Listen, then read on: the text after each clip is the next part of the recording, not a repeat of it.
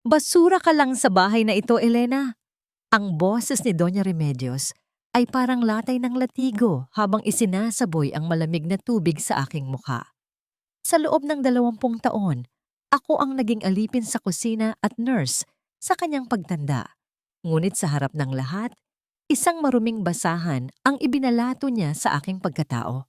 Akala nila ay tapos na ako, ngunit hindi nila alam, ang basahang ito ang magiging mitya ng kanilang pagbagsak at aking muling pagsilang. Sino nga ba ang tunay na may-ari ng lahat? Ibenta mo na ang lupang ipinamana sa kanya ng mga magulang niya, Mario. Tutal, dito naman siya nakatira sa atin at wala naman siyang ibang alam gawin, kundi ang magluto at magsilbi sa bahay na ito.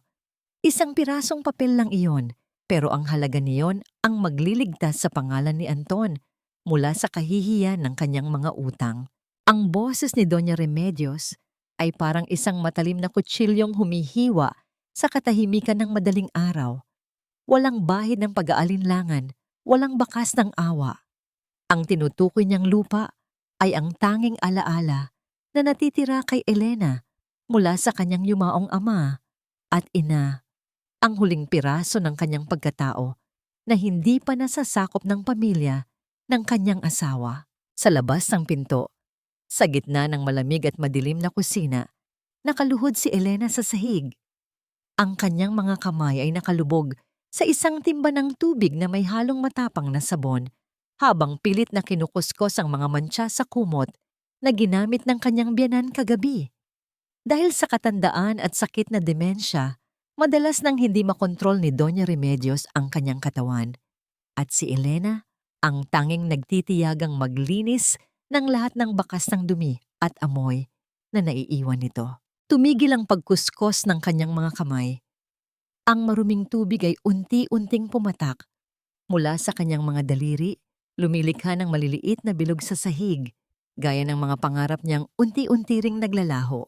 Pero ma, paano si Elena? Alam niyo namang yun na lang ang tanging ari-arian niya. Baka magalit siya kapag nalaman niyang kinuha natin ang titulo nang hindi niya alam.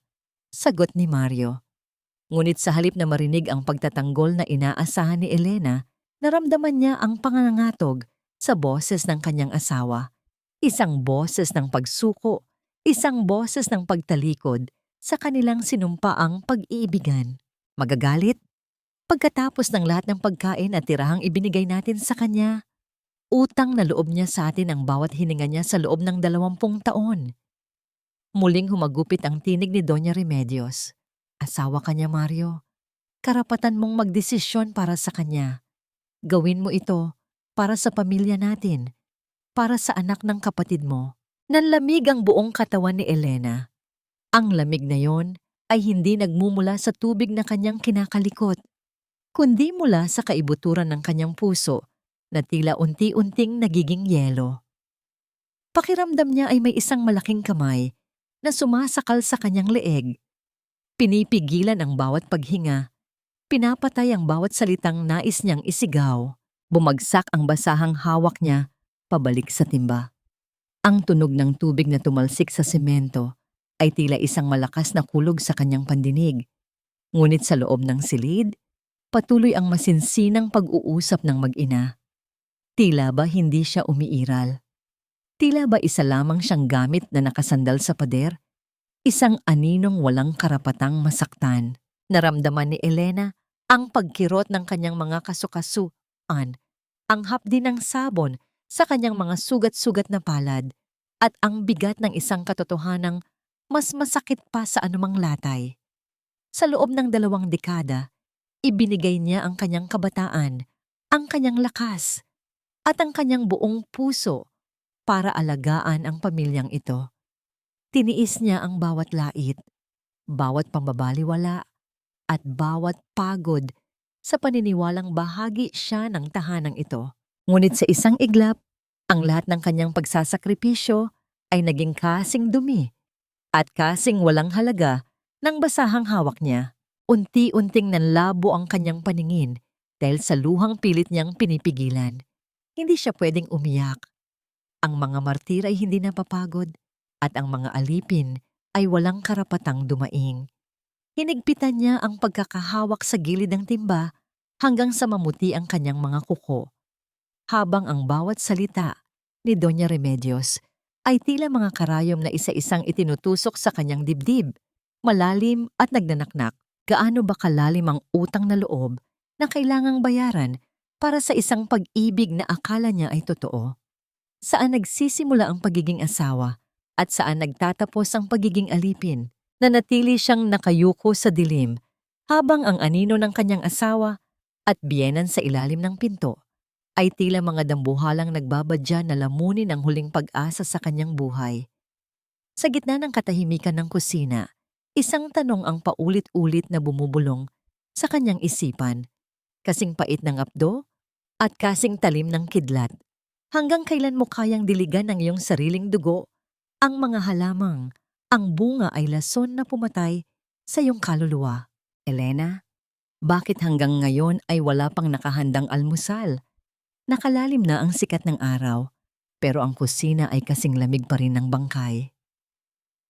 Ang boses ni Doña Remedios ay pumailan lang mula sa hagdanan, basag at puno ng awtoridad na tila hindi alintana ang mga katatapos lang na usapan sa kadiliman ng madaling araw. Para sa kanya, ang bagong umaga ay isa lamang pagkakataon upang muling paikutin ang mundo sa kanyang mga daliri. Sa loob ng mainit at mausok na kusina ni Remedios, hindi lumingon si Elena.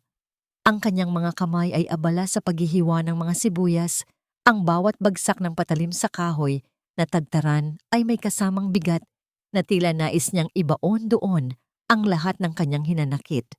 Ang matapang na amoy ng hiniwang sibuyas ay humahalo sa kanyang mga luha, isang maginhawang dahilan upang itago ang tunay na pinagmumulan ng kanyang pag-iyak. Nakahanda na po ang sinigang, ma. Isasaling ko na lang sa mangkok. Mahinahon niyang sagot, bagaman ang kanyang lalamunan ay parang puno ng bubog sa bawat salitang binibigkas. Pumasok si Mario sa kusina. Suot ang kanyang plansadong polo na si Elena rin ang nagpaguran kagabi. Hindi siya tumingin sa asawa. Iniwas niya ang kanyang mga mata, abala sa pag-aayos ng kanyang relo. Tila ba ang bawat segundo ay isang pagtatangka na takasan ang presensya ng babaeng balak nilang pagnakawan ng kinabukasan. Mario, kamusta ang tulog mo? Tanong ni Elena. Ang kanyang boses ay tila isang malambot na bitag. Gusto niyang makita kung may natitira pang katiting na konsensya sa mga mata ng lalaking pinangakuan siyang poprotektahan hanggang sa huli. Mabuti naman, Elena. Medyo marami lang iniisip sa opisina. Mabilis na sagot ni Mario nang hindi pa rin tumitingala.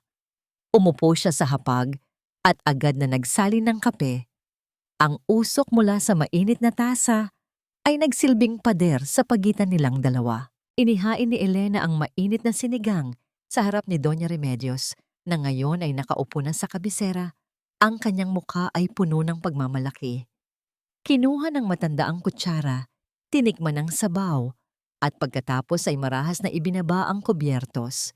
Ang tunog ng bakal na tumama sa porselana ay tila isang babala na umalingaw-ngaw sa buong silid. Masyadong matabang. Wala ka na ba talagang matutunang tama, Elena?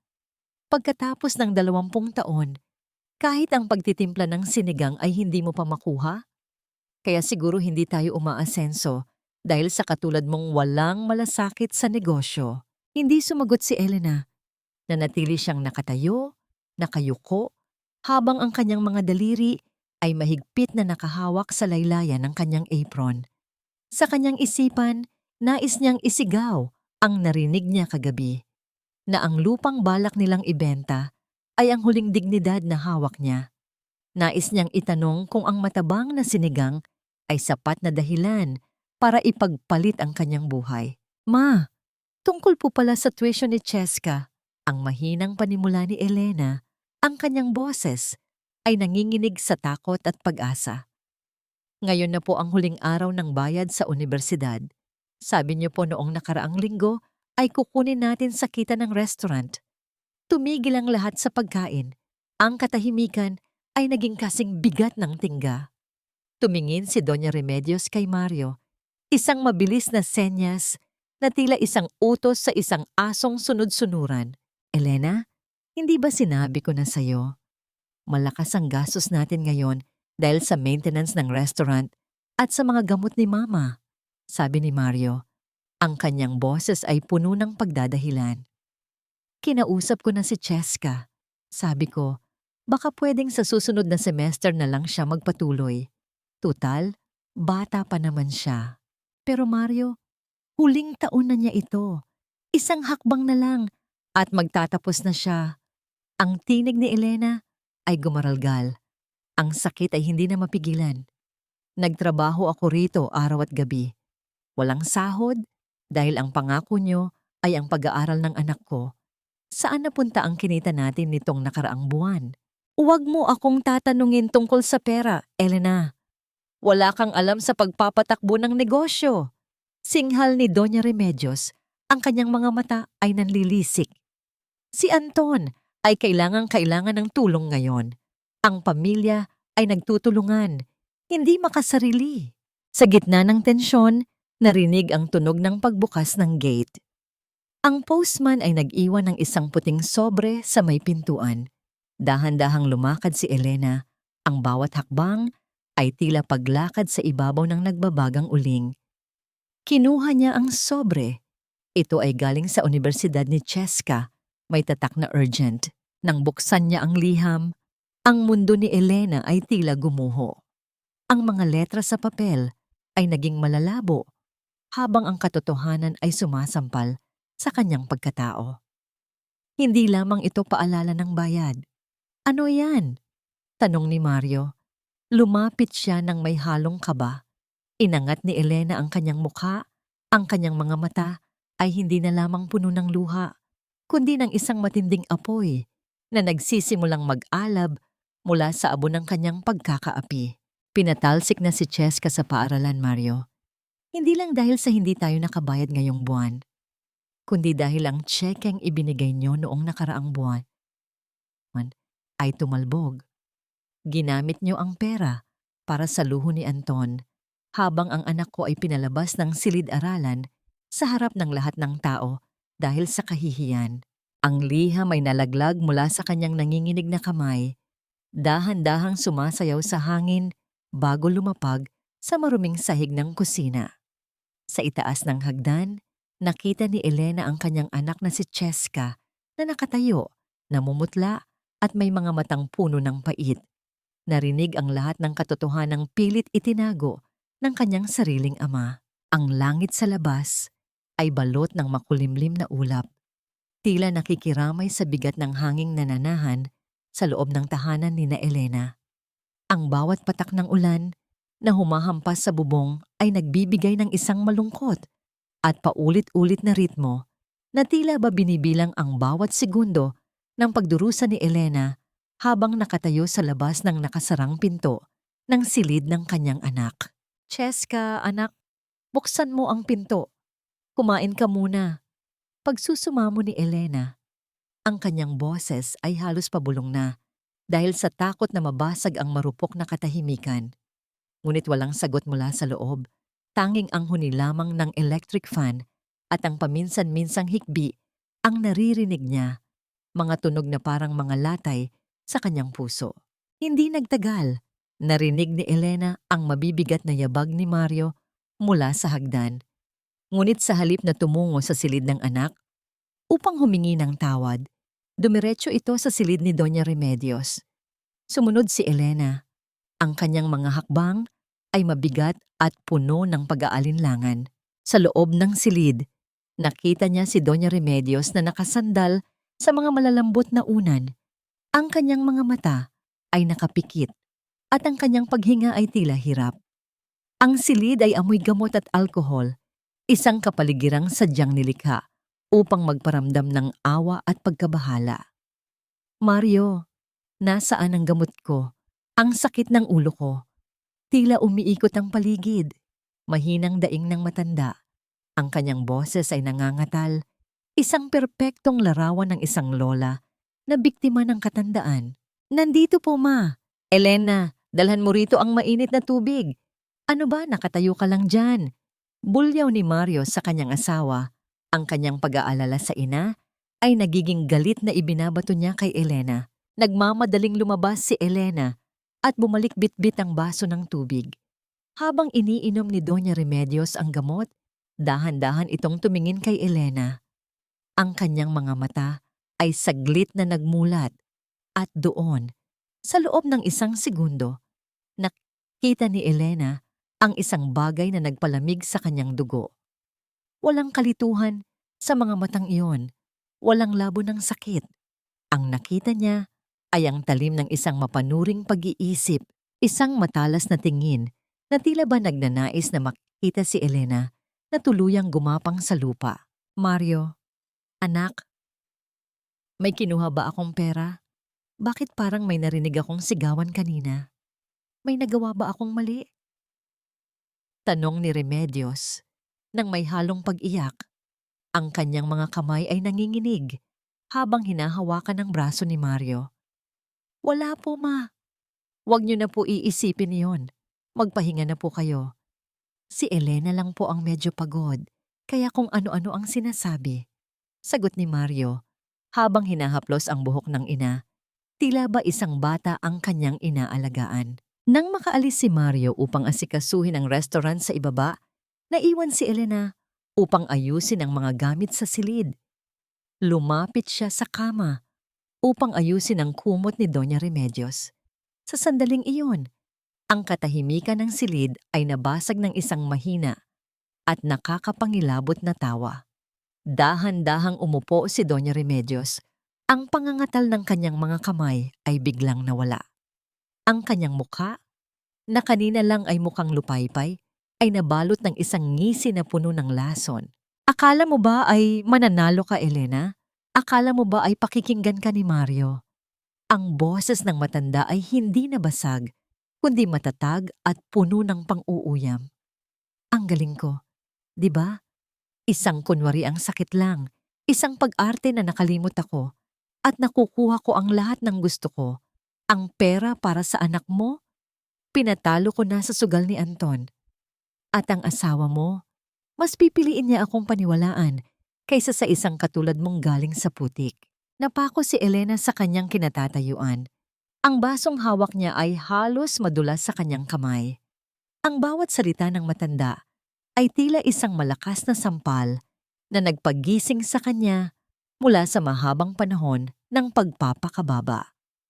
Bakit niyo po ginagawa ito? Sa loob ng 5 taon, ako ang naglinis sa inyo. Ako ang nag-alaga sa inyo nang higit pa sa tunay na anak. Ang sigaw ni Elena ay nanginginig sa watang na loob na binaliktad. Dahil hindi ka kailanman magiging isa sa amin, Elena. Isang alipin ka lang na nakuha ni Mario sa kalsada. At habang buhay kitang gagawing alipin, gamit ang sakit kong ito. Bulong ni Remedios bago muling humiga at ipikit ang kanyang mga mata. Bumalik sa kanyang maskara ng isang ulyanin na matanda nang marinig ang yabag ni Mario na pabalik sa silid. Hindi nakagalaw si Elena. Ang kanyang buong katawan ay nanginginig, hindi dahil sa takot, kundi dahil sa isang matinding puot na ngayon lang niya naramdaman sa buong buhay niya. Sa harap niya ay isang babaeng ginagamit ang sariling kahinaan bilang sandata upang sirain ang kanyang buhay at ang pangarap ng kanyang anak. Sa gitna ng katahimikan, isang malamig na hangin ang umihip mula sa nakabukas na bintana. Tila ba may ibinubulong na isang lihim na hindi pa natutuklasan. Napansin ni Elena ang isang maliit na dulo ng papel na nakausli sa ilalim ng kutsyon ni Doña Remedios. Isang dokumentong hindi dapat nandoon, lalo na para sa isang taong hindi na nakakaunawa ng paligid. Dahan-dahan niyang iniunat ang kanyang kamay, ang kanyang puso ay tumitibok ng mabilis na tila isang tambol sa kailaliman ng gabi. Isang maliit na hakbang na lamang at ang katotohanang nakatago sa ilalim ng mga kasinungalingan ay maaaring mabunyag. Ngunit bago pa niya mahawakan ang papel, biglang bumukas ang pinto at ang anino ni Mario ay lumitaw sa pader. Ang kanyang mukha ay puno ng paghihinala. Anong ginagawa mo riyan, Elena? Ang tanong ni Mario ay tila isang malamig na tubig na ibinuhos sa nag-iinit na ulo ni Elena. Mabilis niyang binawi ang kanyang kamay mula sa gilid ng kutsyon. Ang puso niya ay tila nakikipagkarera sa bilis ng takbo. Nakatayo si Mario sa hamba ng pinto. Ang mga mata nito ay nanliliit na nakatingin sa kanya. Aayusin ko lang sana ang kumot ni Mama, Mario. Nauutal na sagot ni Elena habang mabilis na inipit pabalik sa ilalim ng kutsyon ang nakausling papel. Ang kanyang mga kamay ay nanlalamig, ngunit ang kanyang pag-iisip ay nagliliyab sa mga bagong natuklasan. Hayaan mo na yan. Bumaba ka na sa kusina at simulan mo nang ihanda ang mga gagamitin para sa anibersaryo bukas. Dadating ang mga kamag-anak ni Mama mula sa probinsya at hindi ko gustong mapahiya tayo dahil sa kakulangan ng paghahanda. Utos ni Mario. Ang boses nito ay walang bahid ng pagmamahal, kundi purong paninisi. Tila ba ang pag-iyak ng kanilang anak sa katabing silid ay isang bagay na hindi na nararapat pagtuunan ng pansin. Tumango si Elena nang walang emosyon, dahan-dahang lumabas ng silid. Ngunit sa bawat hakbang niya pababa ng hagdan, ang kanyang isipan ay pilit na bumabalik sa nagngingit-ngit na ngisi ni Doña Remedios at sa misteryosong papel na muntik na niyang makuha. Mayroong malaking kasinungalingan na nagkukubli sa ilalim ng bubong na ito at nararamdaman niyang ang kasinungalingang yun ang pumapatay sa hinaharap ng kanyang anak. Pagdating niya sa kusina ni Remedios, ang init ng mga kalan ay muling sumalubong sa kanya. Amoy ng pinipritong bawang at nagpapakulong karne ang bumabalot sa hangin. Sa labas ng bintana ng kusina, malinaw na nakikita ang maliit na eskinita sa likod ng restaurant, isang lugar na tambakan ng mga sirang upuan at mga walang lamang kahon. Habang hinuhugasan niya ang mga palayok, isang boses ang nakuha sa kanyang atensyon. Mula sa siwang ng bintana, narinig niya ang tawanan ng isang grupo ng kabataan. Sumilip si Elena at ang nakita niya ay nagpakirot sa kanyang dibdib nang higit pa sa anumang pasong natamo niya sa kusina. Si Anton, ang paboritong apo ni Doña Remedios, ang pinsan ng kanyang anak, ay nakasandal sa pader. Hawak ang isang mamahaling sapatos. Sa paligid niya ay ang kanyang mga barkada, nakangisi at nagpapasa-pasa ng maliliit na sachet na may laman puting pulbo. Tol, ang swerte ko talaga sa lola ko. Pagmamalaki ni Anton, ang boses nito ay may halong kayabangan na hindi itinatago. Basta umarte lang akong kawawa kay Tito Mario, lusot na. Yung perang para sana sa tuition ng pinsan ko, nasa akin na. Eh ano naman kung mag-kick out siya? Mas mahalaga ang reputasyon ko sa barkada. Wala namang halaga yung tita Elena ko, kundi ang maghugas ng plato. Ang bawat salita ni Anton ay tila matatalim na pako na isa-isang ibinabaon sa puso ni Elena. Habang ang kanyang anak na si Cheska ay nagkukulong sa silid at iniiyakan ang nawasak na pangarap na maging doktor, ang lalaking ito ay nagpapakasaya gamit ang perang pinaghirapan niya mula sa mga naiwang tip ng mga customer at sa pawis na idinilig niya sa negosyong hindi naman sa kanya. Napahawak si Elena sa gilid ng lababo hanggang sa mamula ang kanyang mga buko sa daliri. Ang kanyang paghinga ay bumilis. Ang bawat pagpasok ng hangin ay tila sinusunog ang kanyang lalamunan. Nais niyang lumabas, sigawan si Anton, sampalin ang mukha nitong puno ng kapalaluan at bawiin ang bawat sentimo na ninakaw mula sa kinabukasan ng kanyang anak. Ngunit pinigilan niya ang kanyang sarili. Ang paglusob niya ng walang pruweba ay ibabaling lamang laban sa kanya. Alam niyang papanigan ni Mario at ni Doña Remedios si Anton. Sa mata nila, si Anton ang dugo ng kanilang laman at siya ay nananatiling isang ampon ng awa. Tumingin siya sa kanyang refleksyon sa maduming salamin sa kusina. Ang babaeng nakatingin pabalik sa kanya ay hindi na ang maamong si Elena na natatakot magsalita. Ang mga mata nito ay may taglay na dilim at determinasyon na hindi kailanman nakita ni Mario o ni Remedios. Ang galit ay nag-aanyo ng isang bagong lakas. Inayos niya ang kanyang apron, pinahid ang pawis sa kanyang noo, at bumalik sa paggayat ng mga gulay. Ngunit sa pagkakataong ito, ang bawat taga ng kutsilyo sa ibabaw ng tabla ay hindi lamang para magluto. Ito ay isang paghahanda para sa isang giyera. Biglang tumunog ang telepono sa loob ng opisina ni Mario. Dahil bukas ang pinto, narinig ni Elena ang isang pamilyar ngunit matigas na boses mula sa kabilang linya. Kailangang nandito bukas ang asawa mo, Mario. Walang bisa ang pirma mo sa pagbenta ng lupa nang walang pahintulot niya.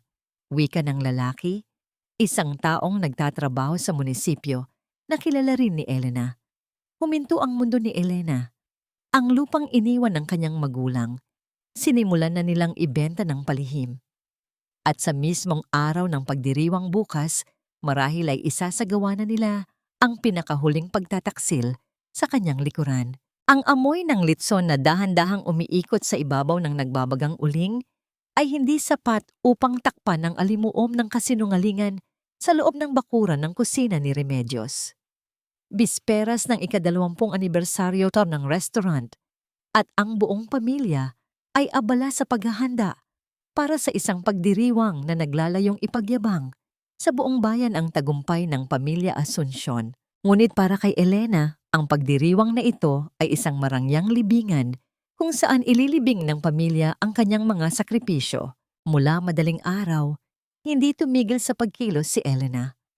Ang kanyang likod ay tila mababali na sa sakit matapos magbuhat ng mga sako ng bigas at maghugas ng daan-daang mga plato, ngunit ang kanyang isipan ay nakatuon lamang sa isang layunin. Ang hanapin ang dokumentong nakita niya sa ilalim ng kutsyon ni Doña Remedios at pigilan ang palihim na pagbebenta ng lupa ng kanyang mga magulang. Elena, nasaan na ang mga table napkin?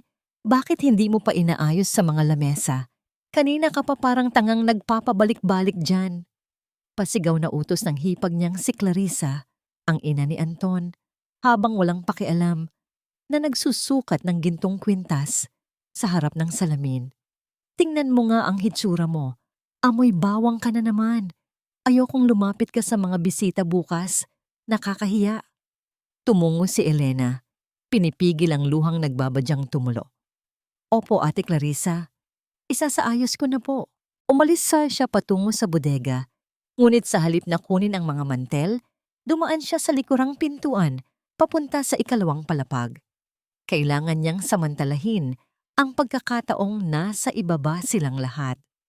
Nang marating niya ang silid ni Doña Remedios, dahan-dahan niyang inikot ang doorknob. Nakabukas. Walang tao. Ang matanda ay malamang na nasa sala. Nakaupo sa kanyang silyang degulong, nagkukunwaring mahina, at ipinapakita sa mga kapitbahay ang kanyang bagong biling alahas. Pumasok si Elena. Ang kanyang paghinga ay mabilis. Takot na may biglang pumasok at mahuli siya.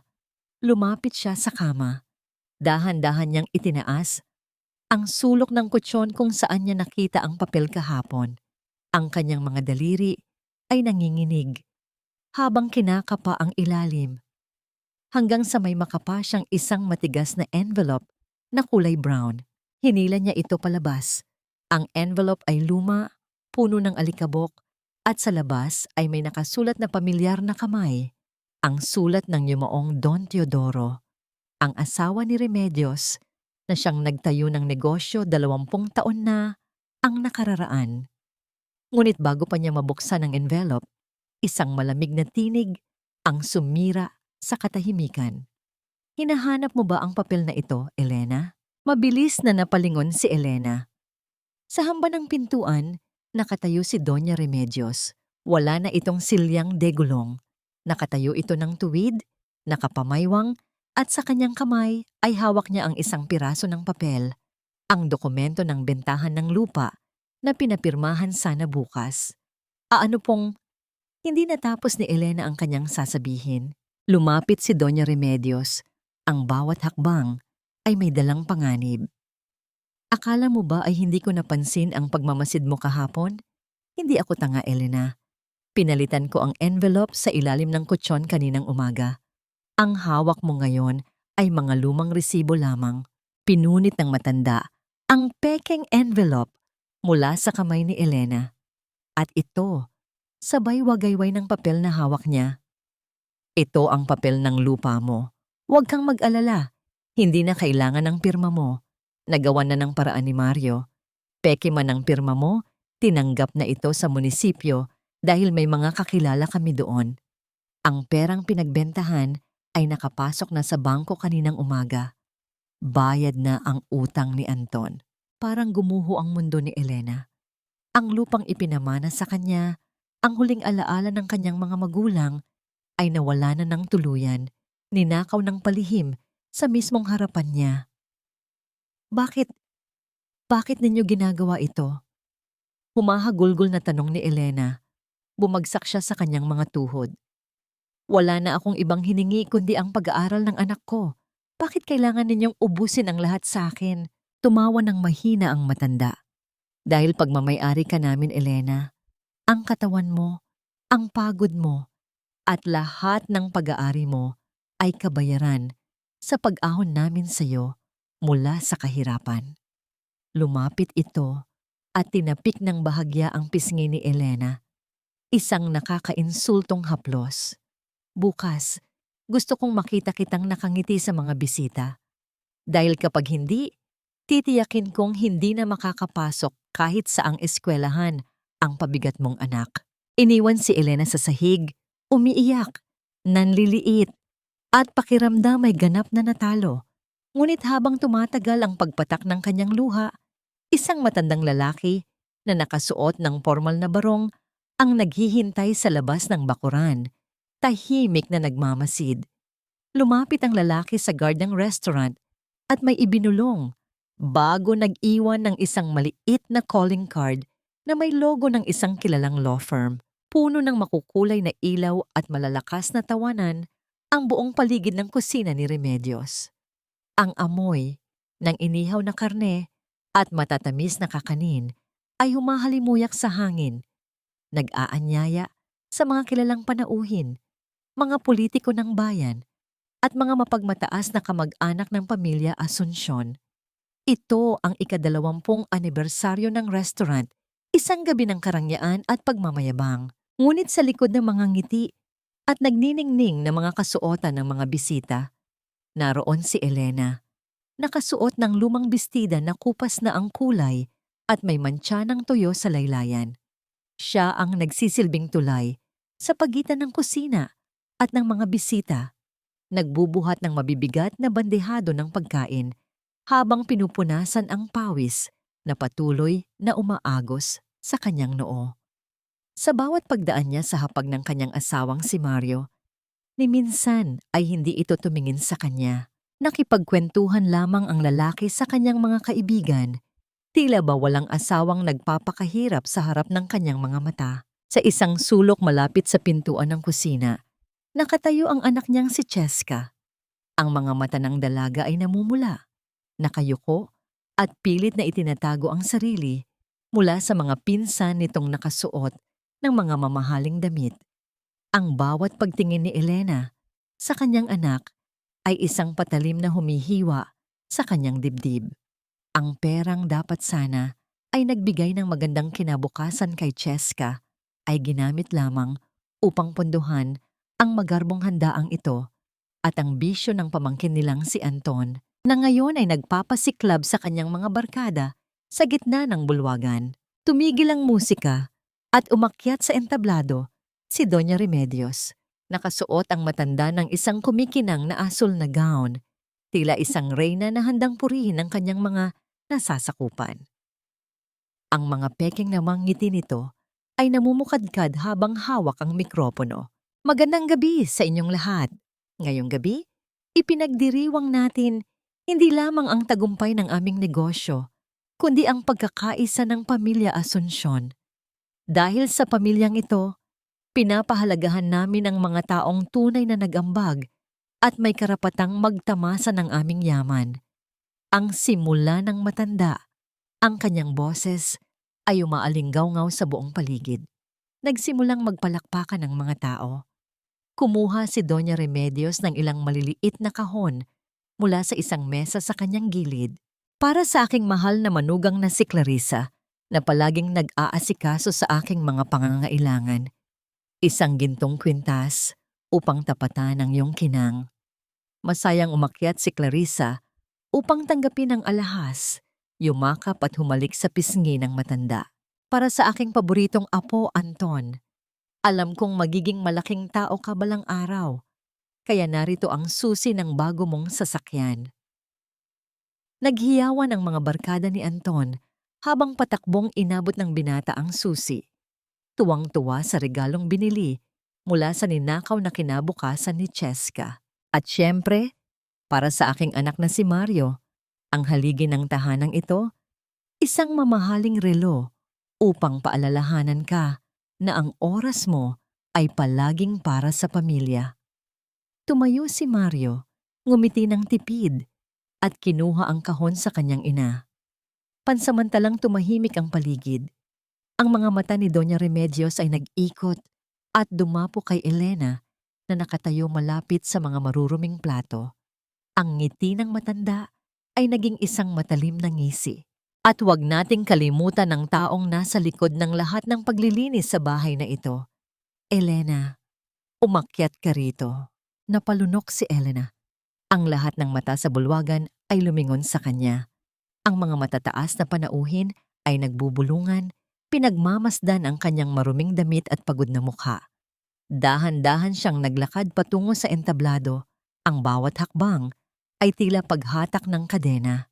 Umaasa ang kanyang pusong sugatan na kahit papaano, kahit isang maliit na salita ng pasasalamat, ay matatanggap niya sa 20 taong pagiging alipin.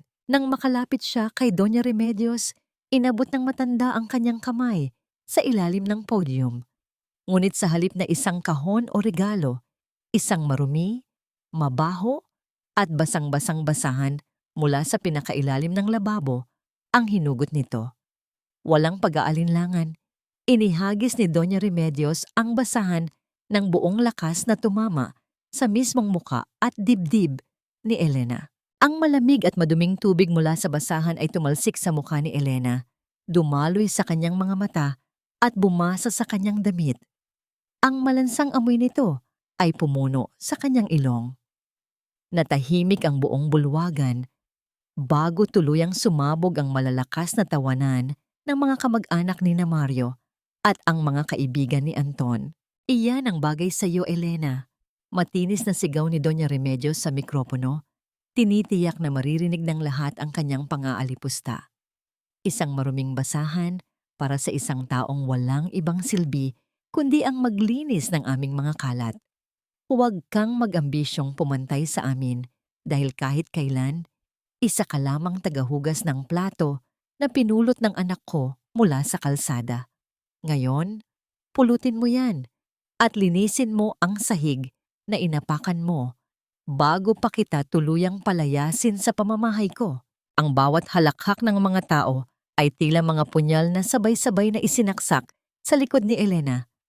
Tumingin siya kay Mario, nagmamakaawa ang kanyang mga mata na ipagtanggol siya kahit ngayon lang. Ngunit umiwas ng tingin ang kanyang asawa, uminom ng alak at nakitawan ng bahagya sa mga kasama nito. Si Mario, ang lalaking pinangakuan siya ng walang hanggang pag-ibig, ay piniling panoorin siyang durugin sa harap ng lahat. Sa di kalayuan, nakita niya si Cheska na nakatakip ang mukha at humahagulgol. Tumatakbo palabas ng restaurant dahil hindi na kinaya ang kahihiyang sinapit ng ina.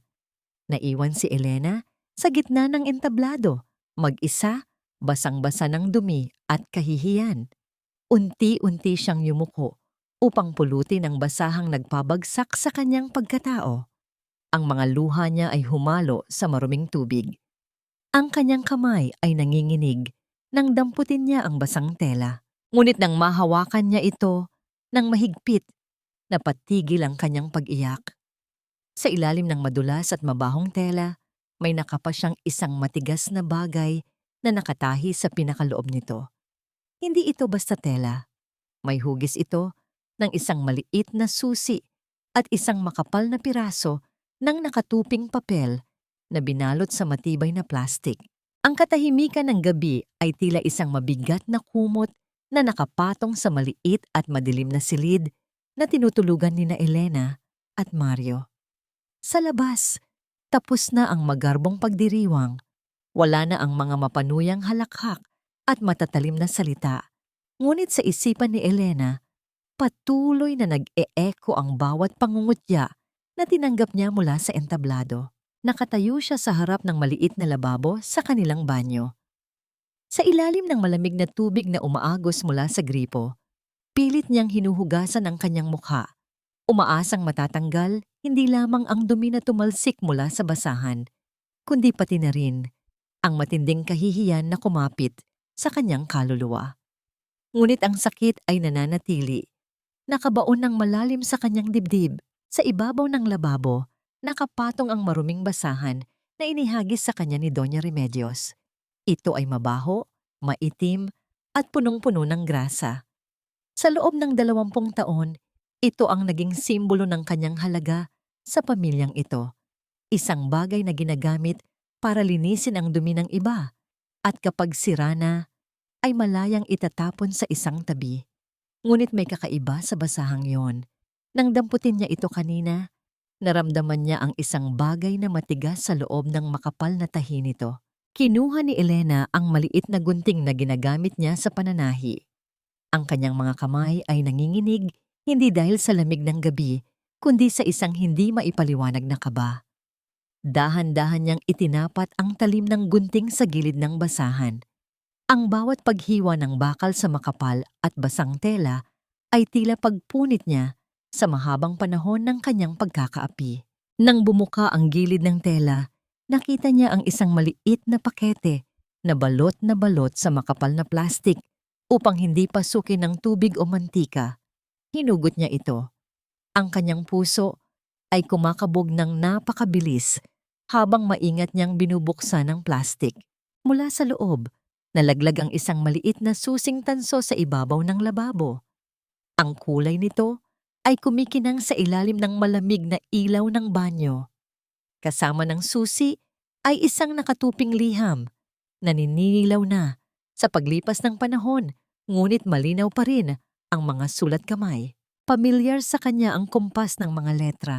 Ito ang sulat ng yumaong Don Teodoro, ang biyenan niyang lalaki na namatay 15 taon na ang nakararaan.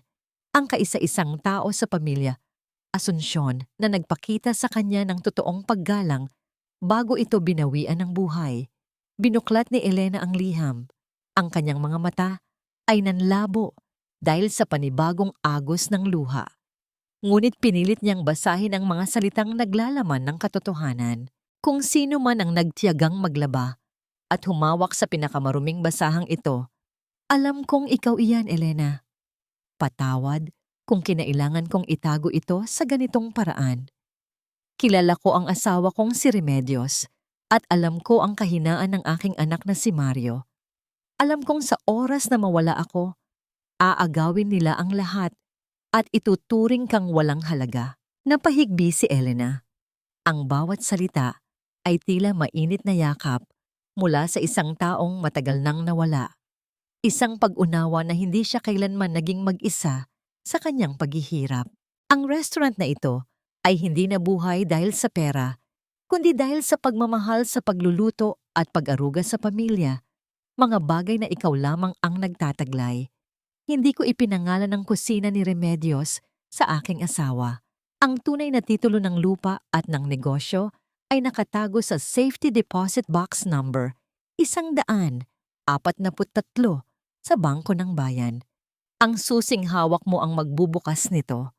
Sa mata ng batas, Elena, ikaw ang nag-iisang tagapagmana at may-ari ng lahat ng naiwan ko.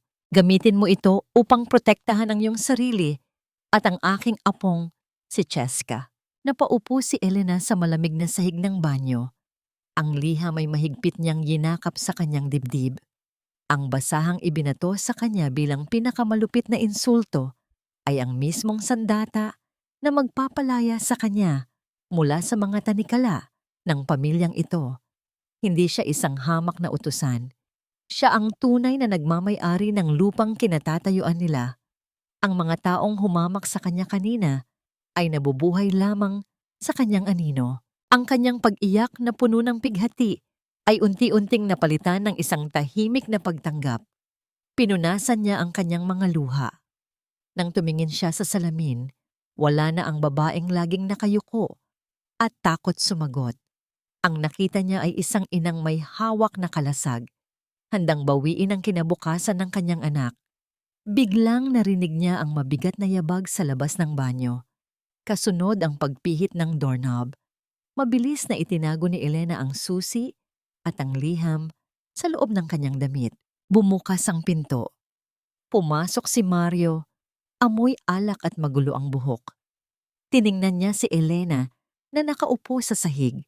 Pagkatapos ay napatingin sa punit na basahan sa ibabaw ng lababo. Ano ba namang ginagawa mo dyan sa madaling araw, Elena? Naghiwa ka pa ng basahan. Nabaliw ka na ba? Naiinis na bungad ni Mario. Ang boses ay mabigat dahil sa kalasingan. Pumunta ka na sa kwarto at matulog. At bukas, wag mo nang palakihin ang nangyari kanina. Alam mo naman si Mama, matanda na. Intindihin mo na lang, asawa naman kita. Tumayo si Elena. Tiningnan niya ng diretso sa mga mata ang lalaking kanyang minahal at silbihan ng 20 taon. Walang galit sa kanyang boses, kundi isang nakakabinging lamig na ngayon lang narinig ni Mario. Naiintindihan ko na ang lahat, Mario, higit pa sa inaakala mo. Lumagpas si Elena sa kanyang asawa. Iniwan itong nakatayo at naguguluhan. Sa ilalim ng kanyang manipis na damit, nararamdaman niya ang malamig na susing tanso na nakadikit sa kanyang balat. Ang susi na magsasara sa kabanata ng kanyang pagkaalipin at magbubukas sa pinto ng kanyang hustisya. Ang sikat ng araw ay tila mas matalim kaysa karaniwan, tumatagos sa manipis na kurtina ng silid ni Elena. Sa halip na bumangon upang maghanda ng almusal at salubungin ang mga pamilyar na reklamo, nanatili siyang nakaupo sa gilid ng kama. Ang kanyang mga mata ay nakatuon sa maliit na susing tanso at sa liham na nakapatong sa kanyang mga palad. Ito ay hindi lamang mga bagay, ito ang kanyang kalayaan. Ang hustisya para sa 20 taon ng mga luha at sugat na itinago niya sa likod ng kanyang mga ngiti. Mula sa ibaba, umalingaw-ngaw ang pamilyar na sigaw ni Doña Remedios. Ang boses nito ay mas matining kaysa dati. Elena, nasaan na ang kape ko? At ang mga kalat mula kagabi, bakit hindi pa nalilinis? Huwag mong sabihing nagmamaktol ka dahil sa isang simpleng biro kagabi. Narinig ni Elena ang mga salitang iyon, ngunit ngayon, wala na itong dalang kaba. Ang takot na laging nakakabit sa bawat utos ng matanda ay tila nilusaw ng katotohanang natuklasan niya kagabi. Ang bahay na ito, ang mga pader na nagkulong sa kanya, ay pag-aari niya. Itinago niya ang susi at liham sa loob ng kanyang lumang pitaka at tahimik na lumabas ng silid. Pagbaba niya ng hagdan, naabutan niya si Doña Remedios na nakaupo sa kabisera ng hapagkainan habang si Mario ay nagbabasa ng dyaryo at umiinom ng kape na itinimpla niya mismo para sa kanyang sarili. Wala si Cheska. Malamang ay natutulog pa at iniiwasan ang mundo. Ayan na pala ang senyora. Anong oras mo balak magtrabaho? Tanghali na. Singhal ni Doña Remedios nang makita si Elena na bumababa.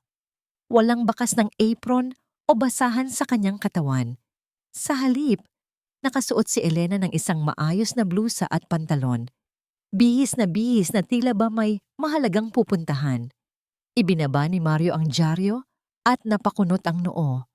Saan ka pupunta, Elena? Maraming dapat ayusin dito sa bahay at sa restaurant. Kailangan mo pang i-inventory ang mga natirang pagkain. Huminto si Elena sa paanan ng hagdan. Tiningnan niya ng tuwid ang kanyang asawa at pagkatapos ay bumaling kay Doña Remedios. Walang panginginig sa kanyang boses, walang pakiusap, kundi isang tahimik na awtoridad. Mayroon akong mahalagang lalakarin sa bayan, Mario. Hindi ako maglilinis ngayon at ikaw na ang bahala sa inventory dahil sa 20 taon, ngayon lang ako hihingi ng day off. Nanlaki ang mga mata ni Doña Remedios. Ang matanda ay tila hindi makapaniwala sa narinig. Ang kanyang mukha ay pumula sa matinding galit. Anong day off ang sinasabi mo? Nakakalimutan mo na ba kung sino ang nagbibigay ng bubong sa ulo mo? Wala kang karapatang mag-utos sa pamamahay ko. Ngumiti ng bahagya si Elena. Isang ngiting hindi kailanman nakita ng mag-ina. Isang ngiti ng taong may alam ng katotohanan na hindi nila nakikita. Kaya nga po ako aalis, ma. Kalmadong sagot ni Elena. Kailangan kong asikasuhin ang mga bagay na matagal na sanang nasa ayos. Maiwan ko na po kayo. Naglakad si Elena patungo sa pintuan. Hindi lumingon sa kabila ng patuloy na pagbulyaw ng matanda at ang pilit na pagpigil ni Mario na umalingaw-ngaw sa kanyang likuran. Sa paglabas niya ng gate, nilanghap niya ang sariwang hangin.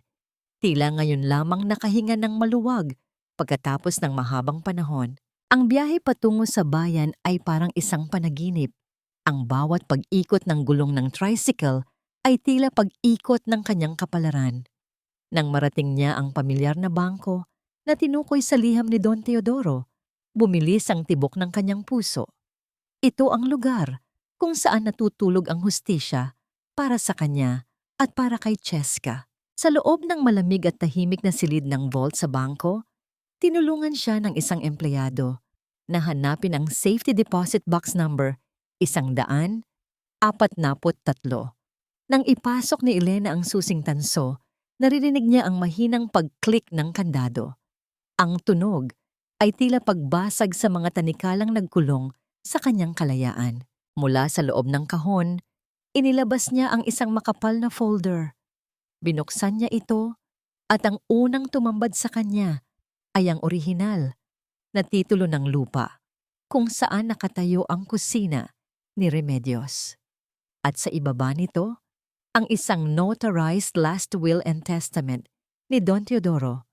Malinaw na nagsasaad na ang buong ari-arian ay nakapangalan sa kanya kay Elena. Hindi ito bahagi ng mana ni Mario at lalong hindi pag-aari ni Doña Remedios. May nakalakip ding isang dokumento, ang patunay na ang perang pilit ibinabayad ni Doña Remedios para sa utang ni Anton ay mula sa isang illegal na loan shark. Ginagamit ang pangalan ng restaurant na ngayon ay patuloy na nalulubog sa utang dahil sa pamamahala ng matanda. Ang perang kinita niya na dapat sana ay para kay Cheska ay inilaan upang takpan ang mga kasalanang unti-unting sisira sa pamilya Asuncion. Pinunasan ni Elena ang isang luhang tumakas mula sa kanyang mata.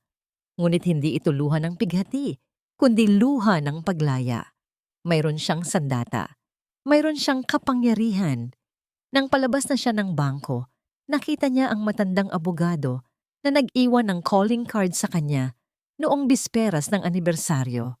Nakatayo ito sa labas. Tila hinihintay siya. "Ginoong Attorney Mendoza?" tanong ni Elena. Ngumiti ang matanda at tumango.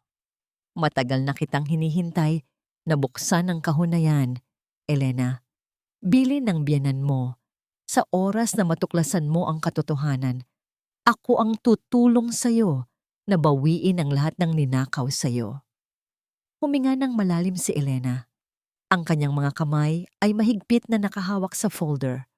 Ang kanyang mga mata ay nagniningning na tila mga bituin sa gitna ng madilim na kalangitan.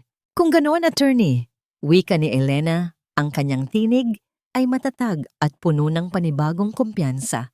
Panahon na para harapin natin ang lahat ng ito. Huminga siya ng malalim, tila unang beses na tunay na nakahinga matapos ang mahabang panahon ng pagdurusa at pag-aalinlangan. "Ayokong manatiling bihag ng mga kasinungalingan at desisyong ipinataw sa akin ng iba. Gusto kong mabawi ang kontrol sa sarili kong buhay at ituwid ang mga bagay na matagal nang naging mali." Tumingin siya ng diretso sa abogado. Bakas sa kanyang mga mata ang matibay na paninindigan. "Handa na akong harapin ang katotohanan, gaano man ito kahirap, at handa na akong magsimula muli." Sa sandaling iyon, hindi na siya ang taong dating natatakot magsalita. Siya ay isang taong nagpasyang tumayo para sa kanyang sarili at sa kinabukasang nais niyang buuin.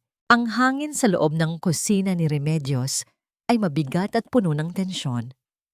Sa nakalipas na 2 araw, simula nang lumabas si Elena mula sa bahay ng walang paalam at hindi na bumalik para maglinis, ang pamilya Asuncion ay nahulog sa isang magulong kalagayan.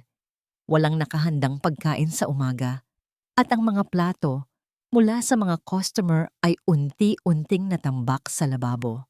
Si Doña Remedios ay nakaupo sa sala, inis na inis habang umiinom ng kape na hindi pamilyar sa kanyang panlasa. Ang kanyang mga mata ay nanlilisik habang pinapanood si Clarissa na nagkukusot ng ilang damit, mukhang pagod at naiinis din sa mga gawaing bahay na bigla nilang sinalo. Nasaan na ang babaeng yon? Mario, hanapin mo nga ang asawa mo at kaladkarin pabalik dito.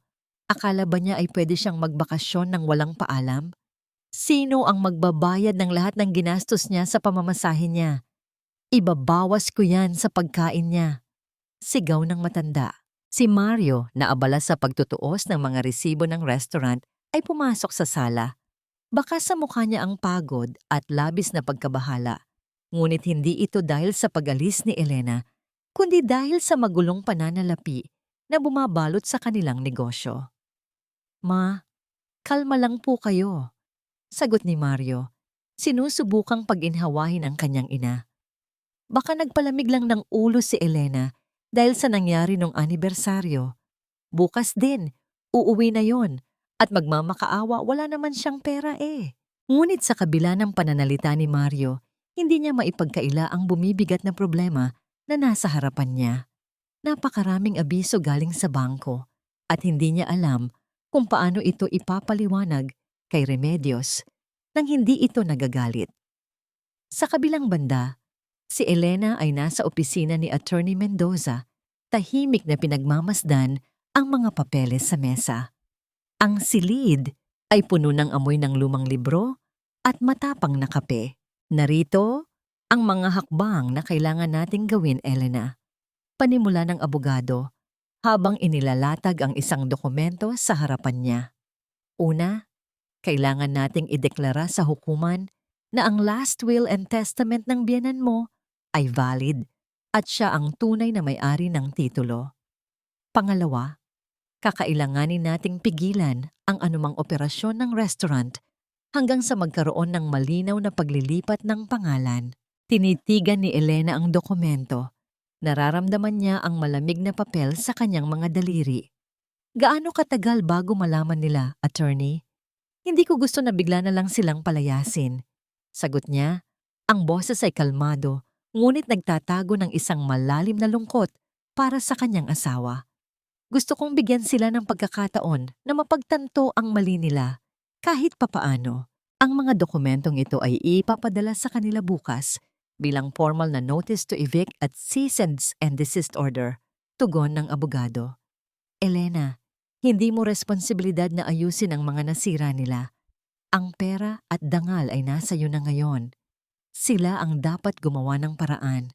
Nang lumabas si Elena mula sa opisina, ang sikat ng araw ay hindi na nakakabulag. Ito ay nagbigay sa kanya ng init na matagal na niyang hinahanap. Umupo siya sa isang upuan sa kalapit na parke. Ang mga bata ay naglalaro sa di kalayuan. Ang kanilang mga tawa ay nagpaalala sa kanya sa mga pangarap niya para kay Cheska. Inilabas niya ang kanyang lumang telepono at tinawagan ang kanyang anak. Ang ringtone ay tumagal ng ilang segundo bago sinagot ni Cheska. Hello ma, nasaan po kayo? Ang tinig ng kanyang anak ay mahina. Puno pa rin ng yak at takot. Cheska anak, huwag kang mag-alala. Sabi ni Elena. Ang boses niya ay malambing, ngunit puno ng paninindigan. Uuwi rin ako mamaya. Mag-impake ka na ng ilang mga damit natin. Aalis na tayo sa bahay na yan. Pero ma, saan po tayo pupunta? Tanong ng dalaga, halatang naguguluhan. Mayroon tayong pupuntahan anak. At ipapangako ko sa'yo, hindi ka na muling masasaktan ng mga taong yon. ibabalik ko ang pangarap mo. Magtiwala ka lang kay Mama. Kinabukasan, ang katahimikan ng umaga sa bahay ni na Mario ay muling nabasag nang tumunog ang doorbell. Ang matapang na utos ni Remedios ay umalingaw-ngaw habang inutusan si Clarissa na buksan ang pinto. Sa labas, nakatayo ang isang postman na may hawak na isang puting sobre, selyado at may tatak mula sa formal na tanggapan ng korte. May sulat po para kay Ginoong Mario Asuncion, wika ng postman. Kinuha ito ni Mario at binuksan. Habang binabasa niya ang mga letra sa papel, ang kulay ng kanyang mukha ay biglang namutla. Tila nawala ang lahat ng dugo sa kanyang katawan. Ano to? Bulong ni Mario. Nanginginig ang mga kamay habang pilit na inuunawa ang mga nakasulat. Cease and desist order. Injunction ng titulo. Pag-aari ni Elena. Mula sa likuran, lumapit si Doña Remedios. Galit na hinablot ang papel. Ano ba iyan? Bakit mukha kang nakakita ng multo? Nang mabasa ng matanda ang pangalan ni Elena sa dokumento at ang selyo ng hukuman na nagpapabisa ng utos, naramdaman niya ang pagguho ng mundo na matagal niyang kinokontrol. Ang hangin sa loob ng sala ni na Mario ay tila hinihigop ng isang hindi nakikitang puwersa na iwan ang nakakapasong katahimikan. Hawak ni Doña Remedios ang papel mula sa korte. Ang kanyang mga mata ay nanlalaki. Pilit hinahanap sa mga nakalimbag na salita ang pagkakamaling umaasa siyang naroon lamang. Ngunit walang mali. Ang pangalan ni Elena ay nakatatak ng malinaw, kasama ang lagda ng hukom na nagpapatunay na ang kusina ni Remedios at ang lupang kinatatayuan nito ay hindi kanya. Peke ito, isang malaking kasinungalingan. Sigaw ni Remedios. Ang boses ay pumipiyok sa halo-halong galit at takot. Saan kukuha ng ganitong kapangyarihan ang babaeng iyon? Mario, tumawag ka ng abogado. Ipakulong mo ang asawa mo sa pamimeke ng dokumento. Ma, galing ito sa korte. At nakapirma ang pangalan ni Papa. Mahinang sagot ni Mario. Ang kanyang mga balikat ay bumagsak. Tila unti-unti niyang nauunawaan ang bigat ng katotohanan. Itinago ni Papa ang tunay na titulo bago siya mamatay. Ipinamana niya ang lahat kay Elena. Bago pa man makapagsalita muli si Remedios, bumukas ang pintuan ng bahay. Pumasok si Elena. Hindi siya nakayuko, hindi nagmamadali. Ang bawat hakbang niya ay banayad, ngunit nag-uumapaw sa paninindigan. Sa likuran niya ay si Cheska, may bitbit na 2 maleta. Napatayo si Mario. Lumapit siya kay Elena. Ang kanyang mukha ay puno ng pagkalito at kaunting pagsusumamo. Elena, ano itong ginagawa mo? Bakit kailangan umabot sa ganito? At saan kayo pupunta ni Cheska? Hindi siya tiningnan ni Elena. Ang kanyang mga mata ay dumiretso kay Doña Remedios na ngayon ay namumula na sa galit. Aalis na kami, Mario. Kalmadong sagot ni Elena.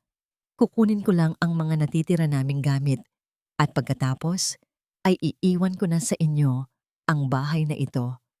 Sa ngayon, alis! At saan kayo pupulutin sa kangkungan? Nang uuyam na singit ni Clarissa mula sa hagdan, pilit na itinatago ang kaba sa likod ng kanyang kayabangan. Huwag kang mag-ilusyon na sa inyo ang restaurant na ito. Hindi porket may hawak kang papel ay magiging senyora ka na. Isang malamig na ngiti ang sumilay sa mga labi ni Elena. Hindi ko kailangang maging senyora, Ate Clarissa. Kailangan ko lang mabawi ang mga naaninakaw ninyo sa kinabukasan ng anak ko. Lumapit si Elena sa maliit na mesa, malapit sa pinto, at inilapag ang isang kopya ng dokumento galing sa bangko. Iyan ang listahan ng lahat ng perang inutang ninyo, Ma. Sabi ni Elena kay Remedios. Ang kanyang boses ay tila yelo na nakakapaso. Mga utang mula sa illegal na loan shark gamit ang pangalan ng restaurant na ngayon ay akin na. Ginawa ninyo iyon para mabayaran ang utang sa sugal ng paborito ninyong apo na si Anton. Biglang namutla si Clarissa. Anong sugal? Nag-aaral ng mabuti ang anak ko. Nag-aaral? Tumingin si Elena kay Clarissa. Puno ng awa ngunit matigas ang paninindigan. Tingnan mo ang mga bagong sapatos ng anak mo. Tingnan mo ang kotseng niregalo ni mama sa kanya kagabi. Saan nanggaling ang perang iyon? Sa tuition ng anak ko at sa unti-unting pagbenta ni mama sa restaurant. Humarap si Elena kay Mario. Kasabot ka rito, Mario. Pinirmahan mo ang papeles ng pagbebenta ng sarili kong lupa nang hindi ko alam. Hinayaan mong tapakan ang anak mo para iligtas ang pamilyang ito. At ngayon, nagtataka kayo kung bakit ganito ang ginagawa ko. Hindi nakasagot si Mario. Umiwas siya ng tingin. Ang hiya ay tuluyang lumamon sa kanyang pagkatao. Hindi na nakapagpigil si Doña Remedios. Sa matinding puot na ang kapangyarihan niya ay binabawi ng isang taong itinuturing niyang alipin. Lumapit siya ng mabilis at itinaas ang kanyang kamay upang sampalin si Elena. Ngunit bago pa lumapat ang palad ng matanda, sinalo ito ni Elena ng mahigpit. Ang mga mata ni Elena ay nagliliyab. Walang takot na tinitigan ang matanda pabalik. Tapos na ang mga araw ng pambubugbog ninyo sa akin, ma. Mariing sabi ni Elena bago marahas na binitiwan ang kamay ng biyenan, dahilan upang mapaatras ito. Aalis kami ngayon dahil hindi ko gustong makita ng anak ko kung paano kayo magkagulo. Pero tandaan ninyo, binibigyan ko kayo ng 1 linggo para lisanin ang restaurant dahil kapag hindi, pulis ang magpapalabas sa inyo. Tinalikuran niya ang pamilyang nanira sa kanya. Hinawakan ang kamay ni Cheska at naglakad palabas ng pinto. Sa kanilang paglabas, iniwan nila ang bahay na tahimik, hindi dahil sa kapayapaan, kundi dahil sa nagsisimulang pagguho ng toreng buhangin na matagal nang pilit itinatayo ni Remedios at Mario. Sa labas, umiihip ang malamig na hangin, ngunit para kay Elena at Cheska, ito ang pinakamainit at pinakamasarap na simoy na kanilang naramdaman pagkatapos ng mahabang gabi ng pagdurusa. Lumipas ang 3 araw at ang bahay ng pamilya Asuncion ay naging pugad ng sisihan at takot. Ang mga araw na laging may mainit na sabaw sa mesa at malinis na mga kumot ay naglaho ng tuluyan. Sa halip, ang hangin sa loob ng bahay ay mabigat. Puno ng alikabok at amoy ng mga hindi nahugasang plato na nag-aagaw sa lababo. Sa labas, ang kusina ni Remedios ay nakasara. Isang malaking karatula mula sa korte ang nakadikit sa pintuan, nag-uutos na pansamantalang itigil ang operasyon hanggang sa formal na maipasa ang pamamahala kay Elena. Ang mga parokyano na sanay kumain doon ay naguguluhang dumadaan at nagbubulungan tungkol sa kung ano ang totoong nangyari. Sa loob ng bahay nakaupo si Mario sa madilim na sala. Ang kanyang polo ay lukot, ang buhok ay magulo, at ang kanyang mga mata ay pugto sa kawalan ng tulog. Sa harap niya ay nakapatong ang kanyang cellphone. Ilang beses na niyang tinangkang tawagan si Elena, ngunit palaging hindi maabot. Iniwan siya ng kanyang asawa at anak, at sa unang pagkakataon sa kanyang buhay, naramdaman niya ang malamig na katotohanan na siya ay ganap na nag-iisa sa piling ng sarili niyang pamilya. Mula sa itaas, umalingaw-ngaw ang boses ng kanyang ina, sinusundan ng yakan. Hindi pwedeng ganyan, Clarissa. Wala tayong pambayad. Ibenta niyo ang sasakyan ni Anton o isanlan niyo ang mga alahas mo. Sigaw ni Remedios. Bakit ko ibebenta ang mga alahas ko? Kasalanan niyo ito, ma. Kinonsinte niyo si Anton sa mga utang niya. At ngayon, gusto niyong kami ang magdusa? Sagot ni Clarissa. Ang kanyang boses ay nanginginig sa galit. Lumakas ang yabag ni Clarissa pababa ng hagdan. Bit-bit ang isang malaking maleta. Kasunod niya si Anton, na ngayon ay mukhang takot na takot. Hindi na ang mayabang na binata na nagpaparada ng bagong sapatos. Aalis na kami rito, Mario. Hindi kami maghihintay na dumating ang mga pulis o ang mga pinagkakautangan ng nanay mo. Malamig na wika ni Clarissa sa pagdaan niya sa sala. Hindi gumalaw si Mario. Aalis kayo? Pagkatapos ninyong ubusin ang pera ng restaurant, pagkatapos ninyong sirain ang pamilya ko, tatakbuhan niyo kami. Lumingon si Clarissa. Isang mapanuyang ngiti ang sumilay sa kanyang mga labi. Huwag kang magmalinis, Mario. Ginusto mo rin ito. Hinayaan mong gawing alipin ang sarili mong asawa para sa pamilyang ito. Pare-pareho lang tayong linta. Ang pinagkaiba lang, naubos na ang sinisip-sip namin. Umalis ang mag-ina nang hindi na lumingon pabalik. Ang tunog ng pagsara ng gate ay tila isang malakas na sampal na gumising sa nanlalamig na diwa ni Mario. Sa kabilang banda, si Elena ay nasa isang maliit, ngunit malinis at maaliwalas na apartment na inupahan niya gamit ang maliit na ipon mula sa kanyang lumang bank account na hindi nakita ni Remedios. Nakaupo siya sa isang simpleng sofa, hinahaplos ang buhok ni Cheska na payapang nakahiga sa kanyang hita. Walang amoy ng mantika, walang sigaw ng utos. Ito ang unang pagkakataon na nakaramdam siya ng tunay na kapayapaan. Tumunog ang kanyang cellphone. Isang pamilyar na numero ang lumabas sa screen. Si Mario. Matapos ang ilang pag-aalinlangan, sinagot niya ito. Elena, parang awa mo na. Mag-usap tayo. Pakiusap ni Mario mula sa kabilang linya. Ang boses nito ay basag. Puno ng pagsisisi na matagal na sanang ipinakita. Nanatiling tahimik si Elena.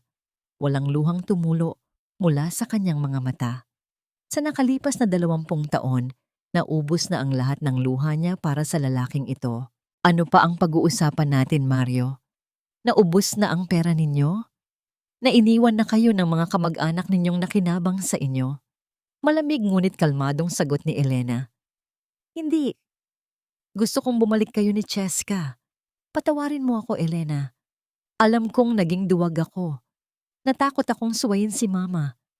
Pero handa na akong magbago. Aayusin natin ito. Huminga ng malalim si Elena. Ang bawat salita niya ay maingat at tila matalim na punyal na naghihiwa sa mga huling hibla ng ilusyon ni Mario. Duwag, hindi Mario. Ang pagiging duwag ay ang pag-iwas sa gulo. Ang ginawa mo ay pagpili. Pinili mong panoorin akong sinisiraan sa entablado ng gabing iyon. Pinili mong hayaang mawalan ng kinabukasan ng anak mo para sa kapakanan ng pamangkin mo. Pinili mo ang ina mo kaysa sa pamilyang binuo natin. Natahimik ang kabilang linya. Tanging ang mahinang paghikbi ni Mario ang naririnig. Ang sugat na sinadya mong hiwain ay hindi kayang paghilumin ng isang simpleng paghingi ng tawad. Pagpapatuloy ni Elena, nagsampa na ng formal na kaso si Attorney Mendoza para sa tuluyang paglipat ng restaurant at bahay sa pangalan ko. Ibigay mo sa ina mo ang natitirang mga araw para maghanap ng ibang matutuluyan. Iyan na ang huling kabutihan na maibibigay ko bilang asawa mo. Ibinaba ni Elena ang tawag. Tiningnan niya ang natutulog na si Cheska. Ang mukha ng kanyang anak ay puno na ng pag-asa. Sa kauna-unahang pagkakataon, naramdaman ni Elena na hindi niya kailangan ng asawa o pamilya para maging kompleto. Siya ay sapat na at handa na siyang buuin muli ang kanilang buhay mula sa sarili niyang lakas. Ang bawat yabag ng sapatos ni Elena sa tiles ng restaurant ay tila isang hatol ng kamatayan para sa mga kasinungalingang namahay doon ng 20 taon. Kasama niya si Attorney Mendoza at 2 lalaking nakauniforme ng security. Pumasok siya sa kusina ni Remedios na tila isang estranghero sa sarili niyang kaharian. Ang amoy ng kulob na hangin at mga napanis na pagkain ay sumalubong sa kanya, isang patunay na ang pamilyang naiwan doon ay walang kakayahang mabuhay nang wala ang kanyang mga kamay. Sa gitna ng bulwagan, nakatayo si Mario. Hawak ang isang baso ng tubig na nanginginig. Sa likuran niya, si Doña Remedios ay nakaupo sa isang lumang silya. Ang kanyang buhok ay gulo-gulo at ang kanyang mukha ay puno ng pait. Wala na ang kislap ng kanyang mga alahas. Tanging ang dilim ng kanyang puot ang natitira. Anong ibig sabihin nito, Elena? Ang boses ni Mario ay halos pabulong, puno ng takot. Bakit may mga kasama kang pulis at abogado? Sabi mo ay may 1 linggo pa kami. Hindi agad sumagot si Elena. Lumakad siya patungo sa gitna ng silid. Dahan-dahang hinaplos ang gilid ng mahabang mesa kung saan siya laging naglalatag ng mantel tuwing umaga. Ang kanyang mga daliri ay nakaramdam ng alikabok, isang simbolong sapat na para sa kanya. Binago ko ang isip ko, Mario. Wika ni Elena. Ang kanyang boses ay kalmado, ngunit may talim na hindi kayang baliin. Dahil nalaman ko na nitong nakaraang 2 araw, sinubukan niyo pang itago ang ilang mga kagamitan at ibenta ang mga appliances ng restaurant ng palihim. Akala niyo ba ay hindi ko malalaman? Napayuko si Mario, hindi makatingin sa asawa. Sa kabilang banda, biglang tumayo si Doña Remedios. Ang kanyang mga mata ay nanlilisik habang itinuturo ang kanyang daliri kay Elena. Wala kang karapatang pumasok dito ng ganyan. Kahit may papel ka pa, ako pa rin ang nagpatayo ng negosyong ito. Ako ang naghirap dito habang ikaw ay tagahugas lang ng plato. Sigaw ng matanda. Pilit na ibinabalik ang kanyang nawalang kapangyarihan. Dahan-dahang lumingon si Elena sa kanyang biyenan. Hindi siya sumigaw, ngunit ang kanyang mga mata ay nagtaglay ng isang matikas na liwanag na nagpatahimik sa matanda. Kayo ang nagpatayo, ma? O si Don Teodoro? Ang tanong ni Elena ay tila isang kidlat sa gitna ng bagyo. Binasa ko ang lahat, ma. Ang perang ginamit ninyo sa pagsisimula nito ay galing sa dote ng pamilya ko na kinuha ninyo ng sapilitan kay Papa noong ikinasal kami ni Mario. Pinangako ninyong ibabalik, pero ginawa ninyo akong alipin para lang mabayaran ang utang na kayo naman ang lumikha. Inilapag ni Elena ang isang makapal na folder sa ibabaw ng mesa. Ang tunog ng pagbagsak ng mga papel ay umalingaw-ngaw sa buong restaurant, tila isang kulog sa gitna ng mainit na tanghali. Simula sa oras na ito, ang kusina ni Remedios ay formal nang isinasara, pagdedeklara ni Elena. At bukas, muling magbubukas ang pintong ito sa bagong pangalan, Elena's Sanctuary. Mario, ma, kailangan ninyong ilabas ang lahat ng personal ninyong gamit sa loob ng 3 oras. Ang mga gamit na pag-aari ng restaurant ay mananatili rito. 3 oras? Saan kami pupunta? Elena, asawa mo ako. Sigaw ni Mario. Lumapit siya at tinangkang hawakan ang mga kamay ni Elena, ngunit mabilis na humarang ang isang security guard. Asawa? Ang tanong ni Elena ay may halong pait at tawa. Ang isang asawa ay hindi nakikipagsabwatan para pagnakawan ang kinabukasan ng sarili niyang anak. Ang isang asawa ay hindi nanonood habang dinudurog ang dignidad ng babaeng nangakong makakasama niya habang buhay. Ngayon ba, Mario, oras na para maramdaman ninyo ang nararamdaman ko sa loob ng 20 taon, ang mawalan ng lahat sa loob ng isang iglap. Naupo si Mario sa sahig, humahagulgol. Samantalang si Doña Remedios ay nanatiling nakatayo. Nanginginig ang buong katawan sa galit na wala nang mapuntahan. Nakita ni Elena ang kanyang sarili sa kanila. Ang kawalan ng pag-asa, ang takot. Ngunit sa pagkakataong ito, wala siyang naramdamang pagsisisi.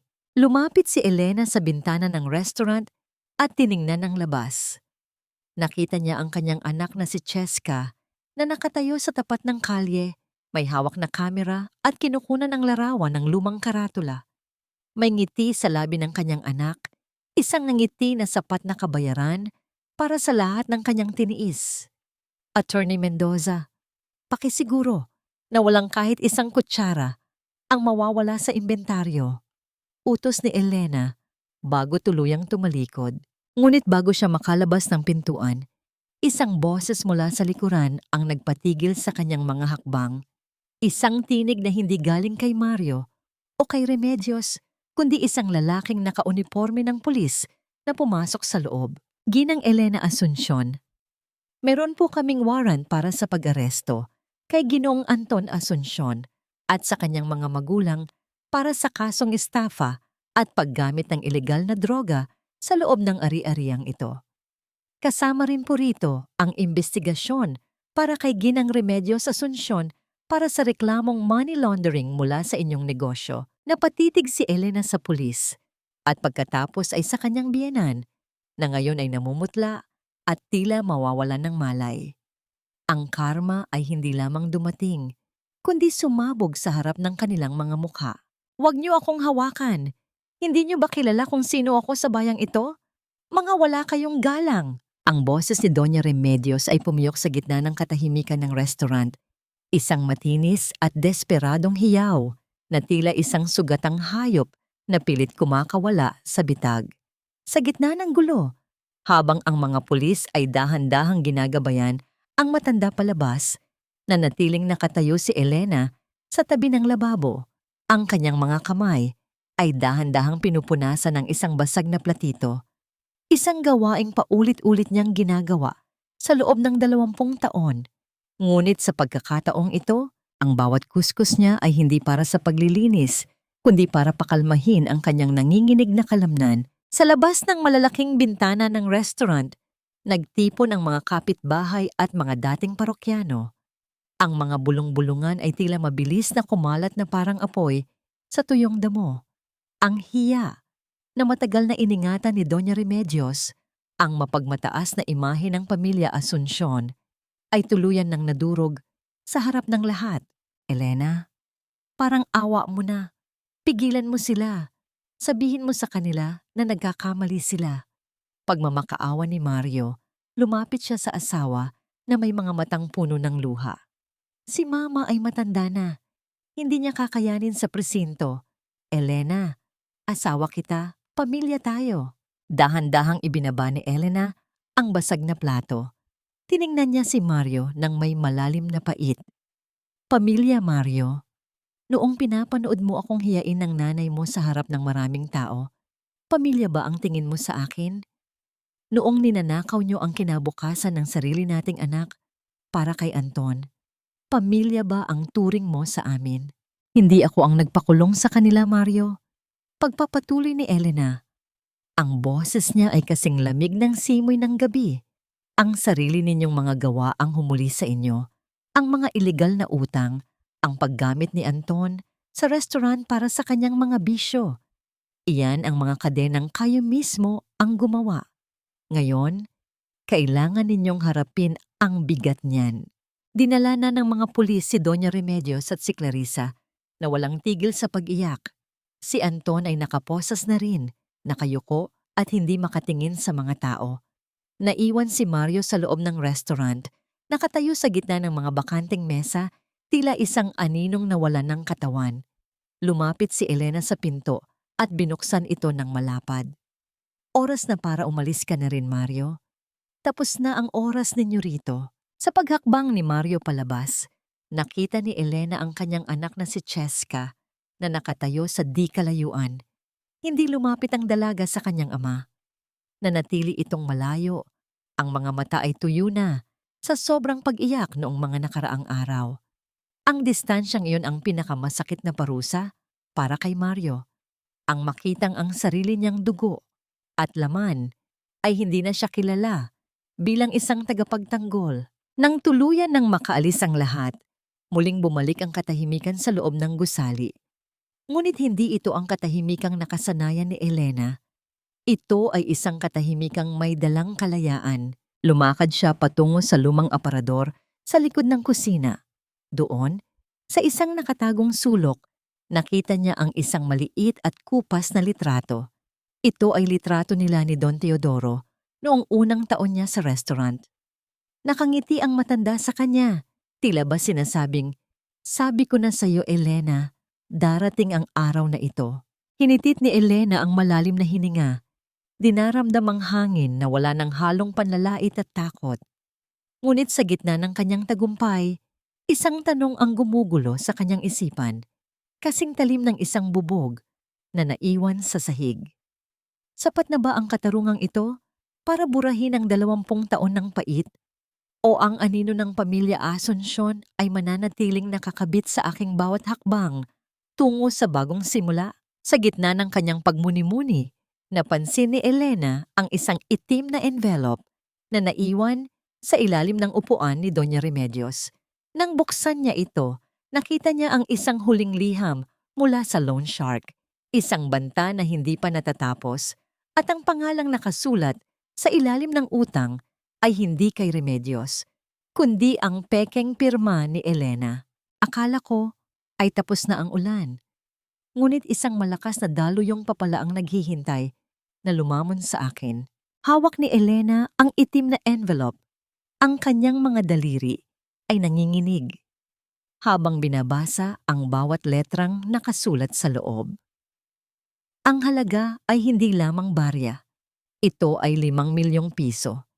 Isang utang na sapat na upang lamunin ang buong restaurant, ang bahay, at ang bawat pangarap na sinimulan niyang buuin para kay Cheska. At ang pinakamasakit sa lahat, ang pirma sa ibaba ng kasunduan ay malinaw na kopya ng kanyang sariling sulat kamay. Sa gitna ng tahimik at madilim na kusina, tila bumalik ang lahat ng pagod sa kanyang katawan. Naupo si Elena sa isang lumang silya, ang kanyang paningin ay nakapako sa kawalan. Pakiramdam niya ay muli siya ng itinali ni Doña Remedios sa isang bangin. At sa pagkakataong ito, wala na siyang makitang lubid na magliligtas sa kanya. Ang matanda, kahit nasa loob na ng rehas, ay nagawa pa ring mag-iwan ng isang huling lason na unti-unting papatay sa kanya. Ma, bakit hindi ka pa natutulog? Ang malambing na boses ni Cheska ay bumasag sa katahimikan. Mabilis na itinago ni Elena ang envelope sa ilalim ng kanyang apron at pinilit ng ngumiti. Lumapit ang kanyang anak. Ang mukha nito ay maaliwalas na at wala na ang bakas ng iyak. Wala ito, anak. Tinitingnan ko lang ang inventaryo. Sige na, mauna ka na sa itaas. Ma, alam kong may problema, sabi ni Cheska. Lumapit siya at hinawakan ang kamay ng kanyang ina. Ang init ng palad ng anak ay tila isang munting liwanag sa gitna ng kadiliman ni Elena. Magkasama tayo, di ba? Sabi mo, wala nang lihiman. Huminga ng malalim si Elena. Ang kanyang puso ay tila binibiyak. Inilabas niya ang envelope at ipinakita sa anak. Habang binabasa ni Cheska ang dokumento, nakita ni Elena ang unti-unting pagkawala ng kulay sa mukha ng dalaga. 5 milyon! Pero ma, kailan mo ito pinirmahan? Hindi mo naman gagawin ito, di ba? Takot na tanong ni Cheska. Hindi ko ito pinirmahan, anak. Ginaya nila ang sulat ko. Ginamit nila ang pangalan ko para makakuha ng malaking pera na ipinangsugal ni Anton at ipinambayad sa mga luho nila. Paliwanag ni Elena, ang boses ay puno ng pait. Kinabukasan, maagang dumating si Attorney Mendoza sa restaurant. Ang kanyang mukha ay seryoso habang sinusuri ang dokumento. Ito ay isang seryosong kaso ng forgery, Elena. Pero ang problema, ang loan shark na ito ay hindi basta-bastang tao. Sila ay kilala sa pagiging marahas at may mga koneksyon sa matataas na opisyal. Kapag nalaman nilang hindi mo mababayaran ito, hindi sila magdadalawang isip na kunin ang restaurant na ito bilang kabayaran dahil ang pangalan mo ang nakataya. Sa gitna ng kanilang pag-uusap, narinig ang malakas na pagbukas ng pintuan ng restaurant. Hindi ito ang tunog ng isang customer, kundi ang yabag ng mabibigat na sapatos sa semento. Pumasok ang 3 lalaking naka-Amerikana, ang kanilang mga mukha ay tila gawa sa bato. Ang nasa unahan ay isang lalaking may edad na, may hawak na tungkod at may matalim na titig na tila tumatagos sa kaluluwa ni Elena. Ginang Elena Asuncion? Tanong ng lalaki. Ang boses nito ay malalim at nakakapangilabot. Sino po sila? Matapang na tanong ni Elena, bagaman ang kanyang tuhod ay nagsisimula ng manginig. Ako si Ginong Victorio Santos. Ako ang nagpahiram ng halagang kailangan ng iyong pamilya. Wika ng matanda, habang dahan-dahang lumilibot ang kanyang paningin sa loob ng restaurant. Nabalitaan ko ang nangyari sa iyong biyenan. Nakakalungkot. Pero ang utang ay utang at ayon sa kontratang ito, ikaw ang responsable sa bawat sentimo. Hindi ko po pirma yan. Pinirmahan yan ni Doña Remedios nang wala akong alam. Sigaw ni Elena. Lumapit si Ginoong Victorio sa kanya. Ang amoy ng mamahaling tabako ay humalo sa hangin ng kusina. Sa mundo namin, Elena, ang pirma sa papel ay higit na mahalaga kaysa sa katotohanan. Binibigyan kita ng 3 araw. 3 araw para bayaran ang unang 2 milyong piso. Kapag hindi, ang Elena Sanctuary ay magiging pag-aari ko na at sisiguraduhin kong pati ang anak mo ay madadamay sa gulong ito. Nang makaalis ang mga lalaki, naiwan si Elena na parang isang rebulto. Ang lahat ng kanyang ipinaglaban, ang bawat patak ng pawis at dugo na ibinigay niya para mabawi ang lugar na ito, ay tila muling mawawala sa isang kisap mata. Sa labas, nakita niya si Mario na nakatayo sa tapat ng kalsada, nakasilip sa bintana. Ang kanyang asawa ay mukhang lalong naging kaawa-awa. Ngunit sa halip na awa, ang naramdaman ni Elena ay isang matinding puot. Alam ni Mario ang tungkol sa utang na ito. Alam niya, ngunit nanahimik siya. Lumapit si Elena sa bintana at tiningnan ng kanyang asawa. Ang kanilang mga mata ay nagtagpo at sa sandaling iyon, isang malakas na kulog ang umalingaw-ngaw sa kalangitan, kasunod ng biglaang pagbuhos ng malakas na ulan. Napahawak si Elena sa kanyang dibdib, dinaramdam ang mabilis na tibok ng kanyang puso. Isang tanong ang paulit-ulit na humahampas sa kanyang isipan, kasing lakas ng ulan sa labas. Hanggang kailan ko kailangang bayaran ang mga kasalanang hindi ko ginawa? At sapat ba ang aking lakas upang harapin ang huling kalaban na ito bago tuluyang gumuho ang lahat ng aking pinapangarap? Ang bawat patak ng ulan sa bubong ay tila mga huling tibok ng isang pusong pagod na sa pakikipaglaban. Nakatayo si Elena sa harap ng bintana, pinagmamasdan ang malabong refleksyon ng sarili sa salamin. Sa loob ng 20 taon, ang kanyang mga kamay ay naging magaspang sa kakahugas ng plato.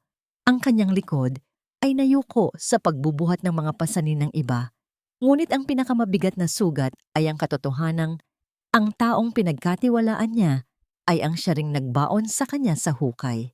Isang mahina, ngunit pamilyar na katok ang narinig sa pintuan ng restaurant. Hindi na kailangang lumingon ni Elena para malaman kung sino ang naroon. Ang amoy ng basang kalsada at ang mabigat na hininga ni Mario ay sapat na para kilalanin ang lalaking naging bahagi ng kanyang buhay at ng kanyang bangungot. Elena, please, kausapin mo ako. Ang boses ni Mario ay basag, tila isang luma at sirang instrumento. Dahan-dahang humarap si Elena.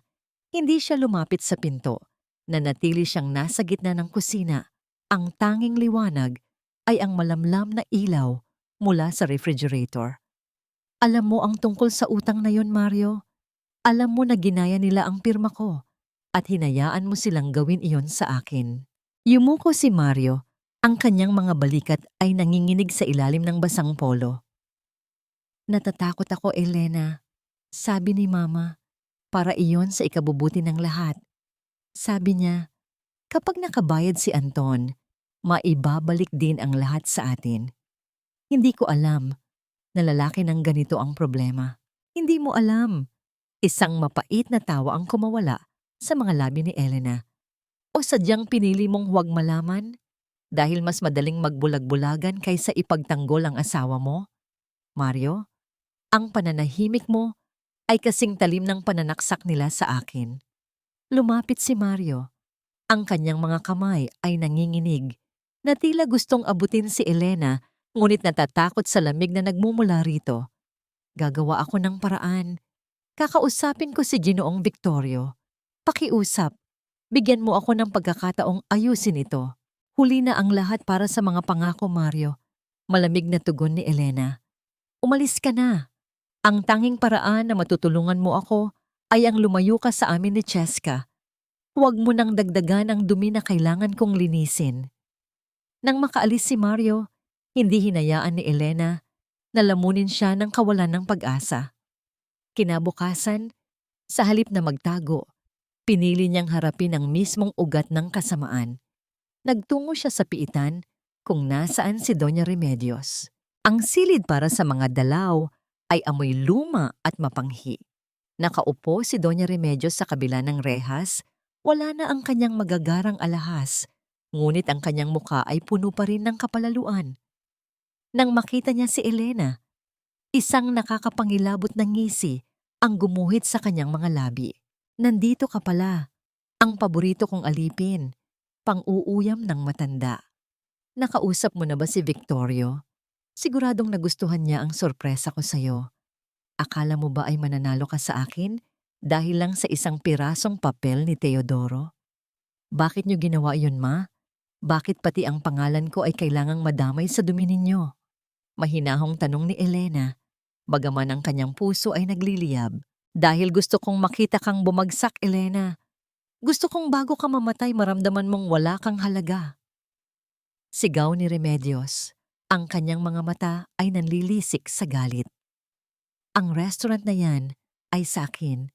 Kung hindi ito mapupunta sa akin, sisiguraduhin kong walang matitira sa'yo kundi ang mga utang na susunog sa kaluluwa mo. Nagkakamali kayo, ma! Wika ni Elena. Lumapit siya ng mas malapit sa rehas. Akala ninyo ay tapos na ako. Pero hindi ninyo alam na bago mamatay si Papa Teodoro, iniwan niya sa akin hindi lang ang titulo, kundi pati ang mga ebidensya ng lahat ng pagnanakaw ninyo sa kanya noong nabubuhay pa siya. At ang utang kay G. Victorio.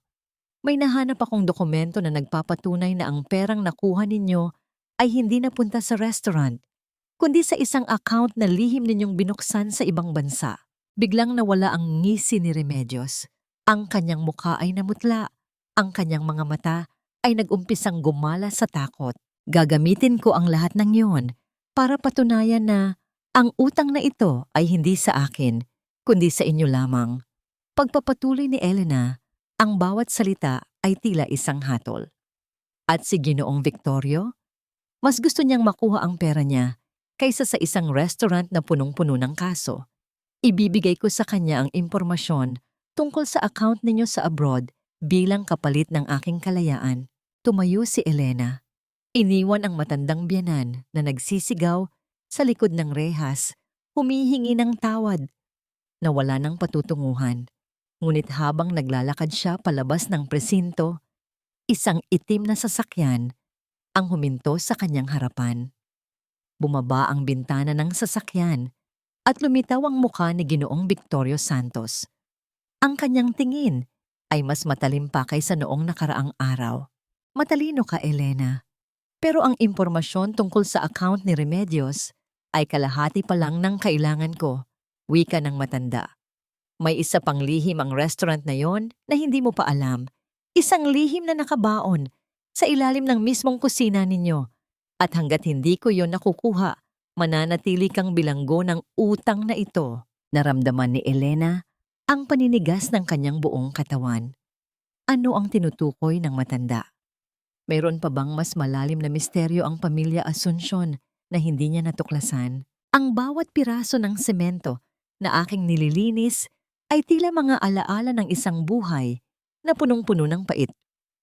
Ngunit sa ilalim ng bawat dumi ay may katotohanang naghihintay na mabuksan. Gabi na, at ang buong paligid ng Elena's Sanctuary ay nababalot ng katahimikan.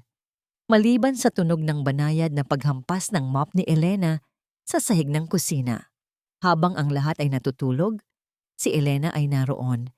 Pilit na inuunawa ang mga salita ni Ginoong Victorio Santos. Isang lihim na nakabaon sa ilalim ng mismong kusina ninyo. Ano ang ibig sabihin ng matanda? Dinala ni Elena ang kanyang lampara sa ilalim ng pinakamabigat at pinakamatandang kalan sa dulo ng kusina. Ang kalang ginamit ni Don Teodoro simula pa noong unang araw ng restaurant. Napansin niya ang isang bahagi ng sahig na tila hindi pantay sa ibang mga tiles. Sa loob ng 20 taon, libu-libong beses niya itong nalinisan, ngunit ngayon lamang niya nakita ang maliit na bitak sa gilid nito. Gamit ang isang lumang kutsilyo, dahan-dahan niyang sinungkit ang tile. Ang kanyang puso ay tumitibok ng mabilis. Ang bawat paghinga niya ay tila nakikipag-unahan sa oras. Nang matanggal ang semento, tumambad sa kanya ang isang maliit na kahon na gawa sa bakal. Kinalawang na sa paglipas ng panahon, ngunit nananatiling matibay. Ma, ano po iyan? Nagulat si Elena at napatingin sa pintuan. Naroon si Cheska, nakabalot ng kumot at may bakas ng pag-aalala sa mga mata. "Tulungan mo ako, anak," bulong ni Elena. Magkasama nilang binuksan ang kahon. Sa loob nito ay walang ginto o mamahaling bato. Sa halip, naroon ang isang bundle ng mga sulat at isang lumang sertipiko ng lupa na may petsang bago pa man ikasal si Elena kay Mario. Habang binabasa ni Elena ang mga sulat, ang kanyang mga kamay ay nagsimulang manginig. Ang mga ito ay liham mula sa kanyang sariling ama patungo kay Don Teodoro. Ang katotohanan ay mas masakit pa sa anumang imahinasyon. Ang lupa at ang puhunan para sa restaurant na ito ay hindi galing sa pamilya Asuncion. Ang ama ni Elena, ang orihinal, nakasosyo ni Don Teodoro. Ngunit matapos mamatay ang ama ni Elena sa isang aksidente, ginamit ni Doña Remedios ang kanyang kapangyarihan para palabasing may malaking utang ang ama ni Elena sa kanila. Ginawa nilang pambayad ang lupa at ginawang alipin si Elena bilang kabayaran sa isang utang na kailanman ay hindi umiral. Ninanakaw nila ang lahat sa atin, Cheska. Wika ni Elena. Ang kanyang boses ay puno ng pait at galit. Hindi lang ang pagod ko, kundi pati ang dangal ng lolo mo. Kinabukasan, dumating si Ginoong Victorio Santos kasama ang kanyang mga tauhan. "Oras na, Elena. Nahanap mo ba ang hinahanap ko?" Tumayo si Elena ng matuwid. Inilapag niya ang mga lumang dokumento sa mesa. "Alam ko na kung bakit mo ito hinahanap, Ginoong Victorio.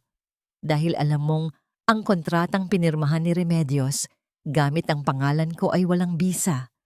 Ang lupang ito ay hindi kailanman naging pag-aari ng mga Asuncion. At ang perang ipinahiram mo, alam mong labag sa batas ang interes na ipinapataw mo." Ngumiti ng matalim ang matanda. "Ang tapang mo, Elena, pero kailangan mo pa rin ng pera." "Hindi na," singit ng isang boses mula sa pinto. Si Attorney Mendoza ay dumating kasama ang isang opisyal mula sa National Bureau of Investigation. "Dahil sa mga dokumentong ito, napatunayan namin ang pandaraya at land grabbing na ginawa ni Remedios Asuncion 30 taon na ang nakararaan.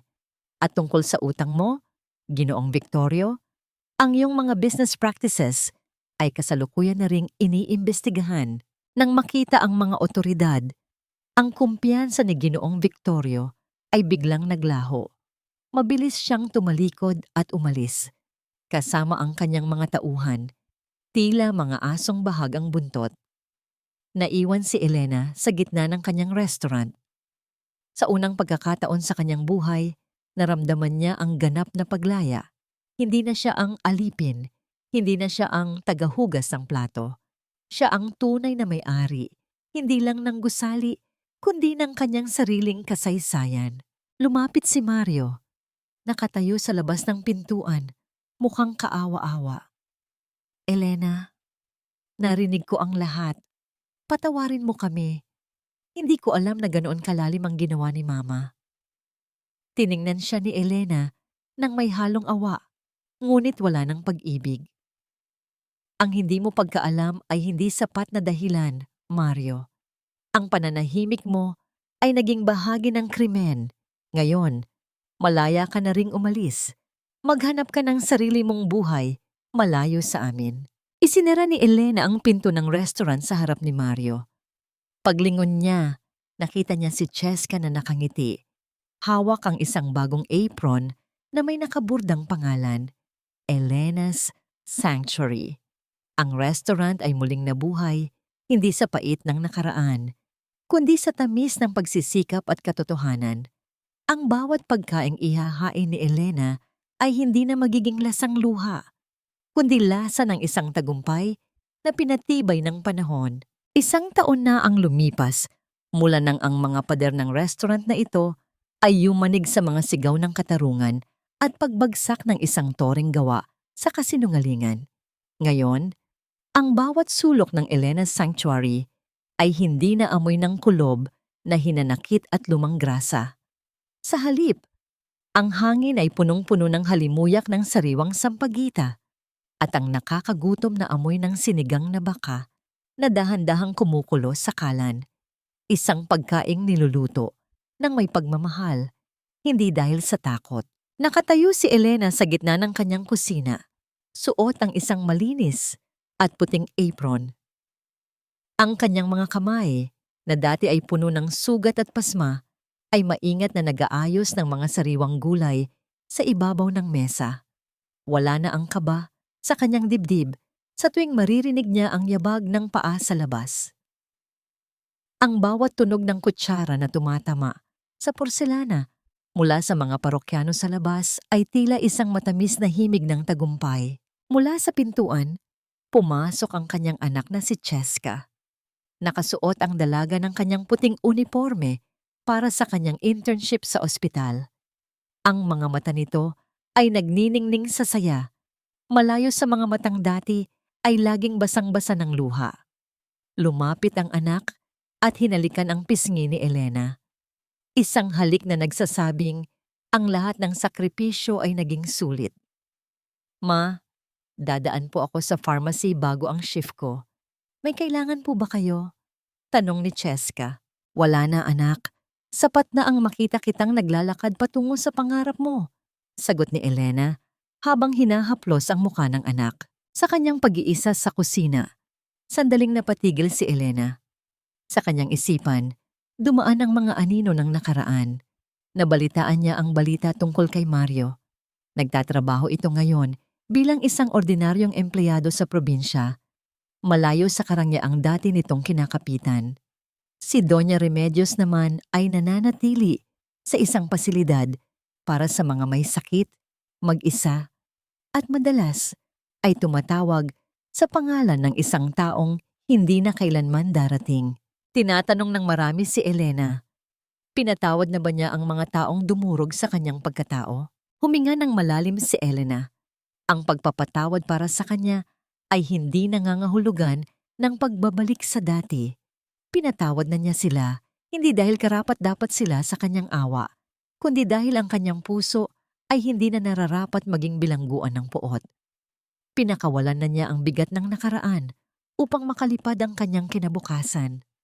Ang kapayapaang nararamdaman niya ngayon ay ang katarungang hindi kayang ibigay ng anumang korte.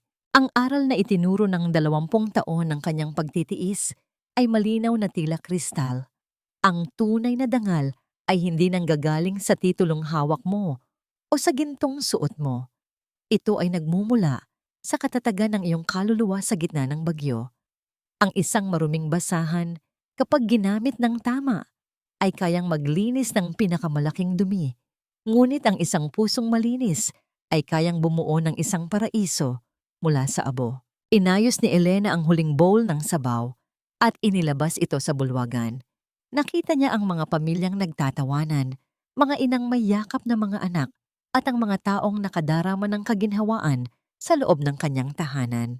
Nagsimulang tumugtog ang isang malambot na musika sa background, sumasabay sa banayad na paghampas ng hangin sa mga kurtina. Tumingin si Elena sa langit sa labas ng bintana.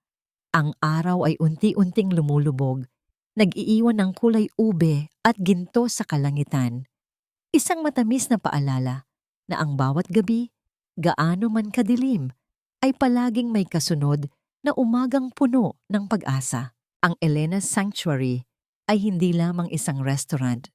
Ito ang patunay na ang isang babaeng binalot ng pait ay kayang muling magsabog ng tamis sa mundo. Ngumiti si Elena sa sarili, binitawan ang huling bakas ng kanyang lungkot at tuluyang niyakap ang buhay na siya mismo ang humubog. Isang buhay na kasing ningning ng ginto at kasing tibay ng katotohanan.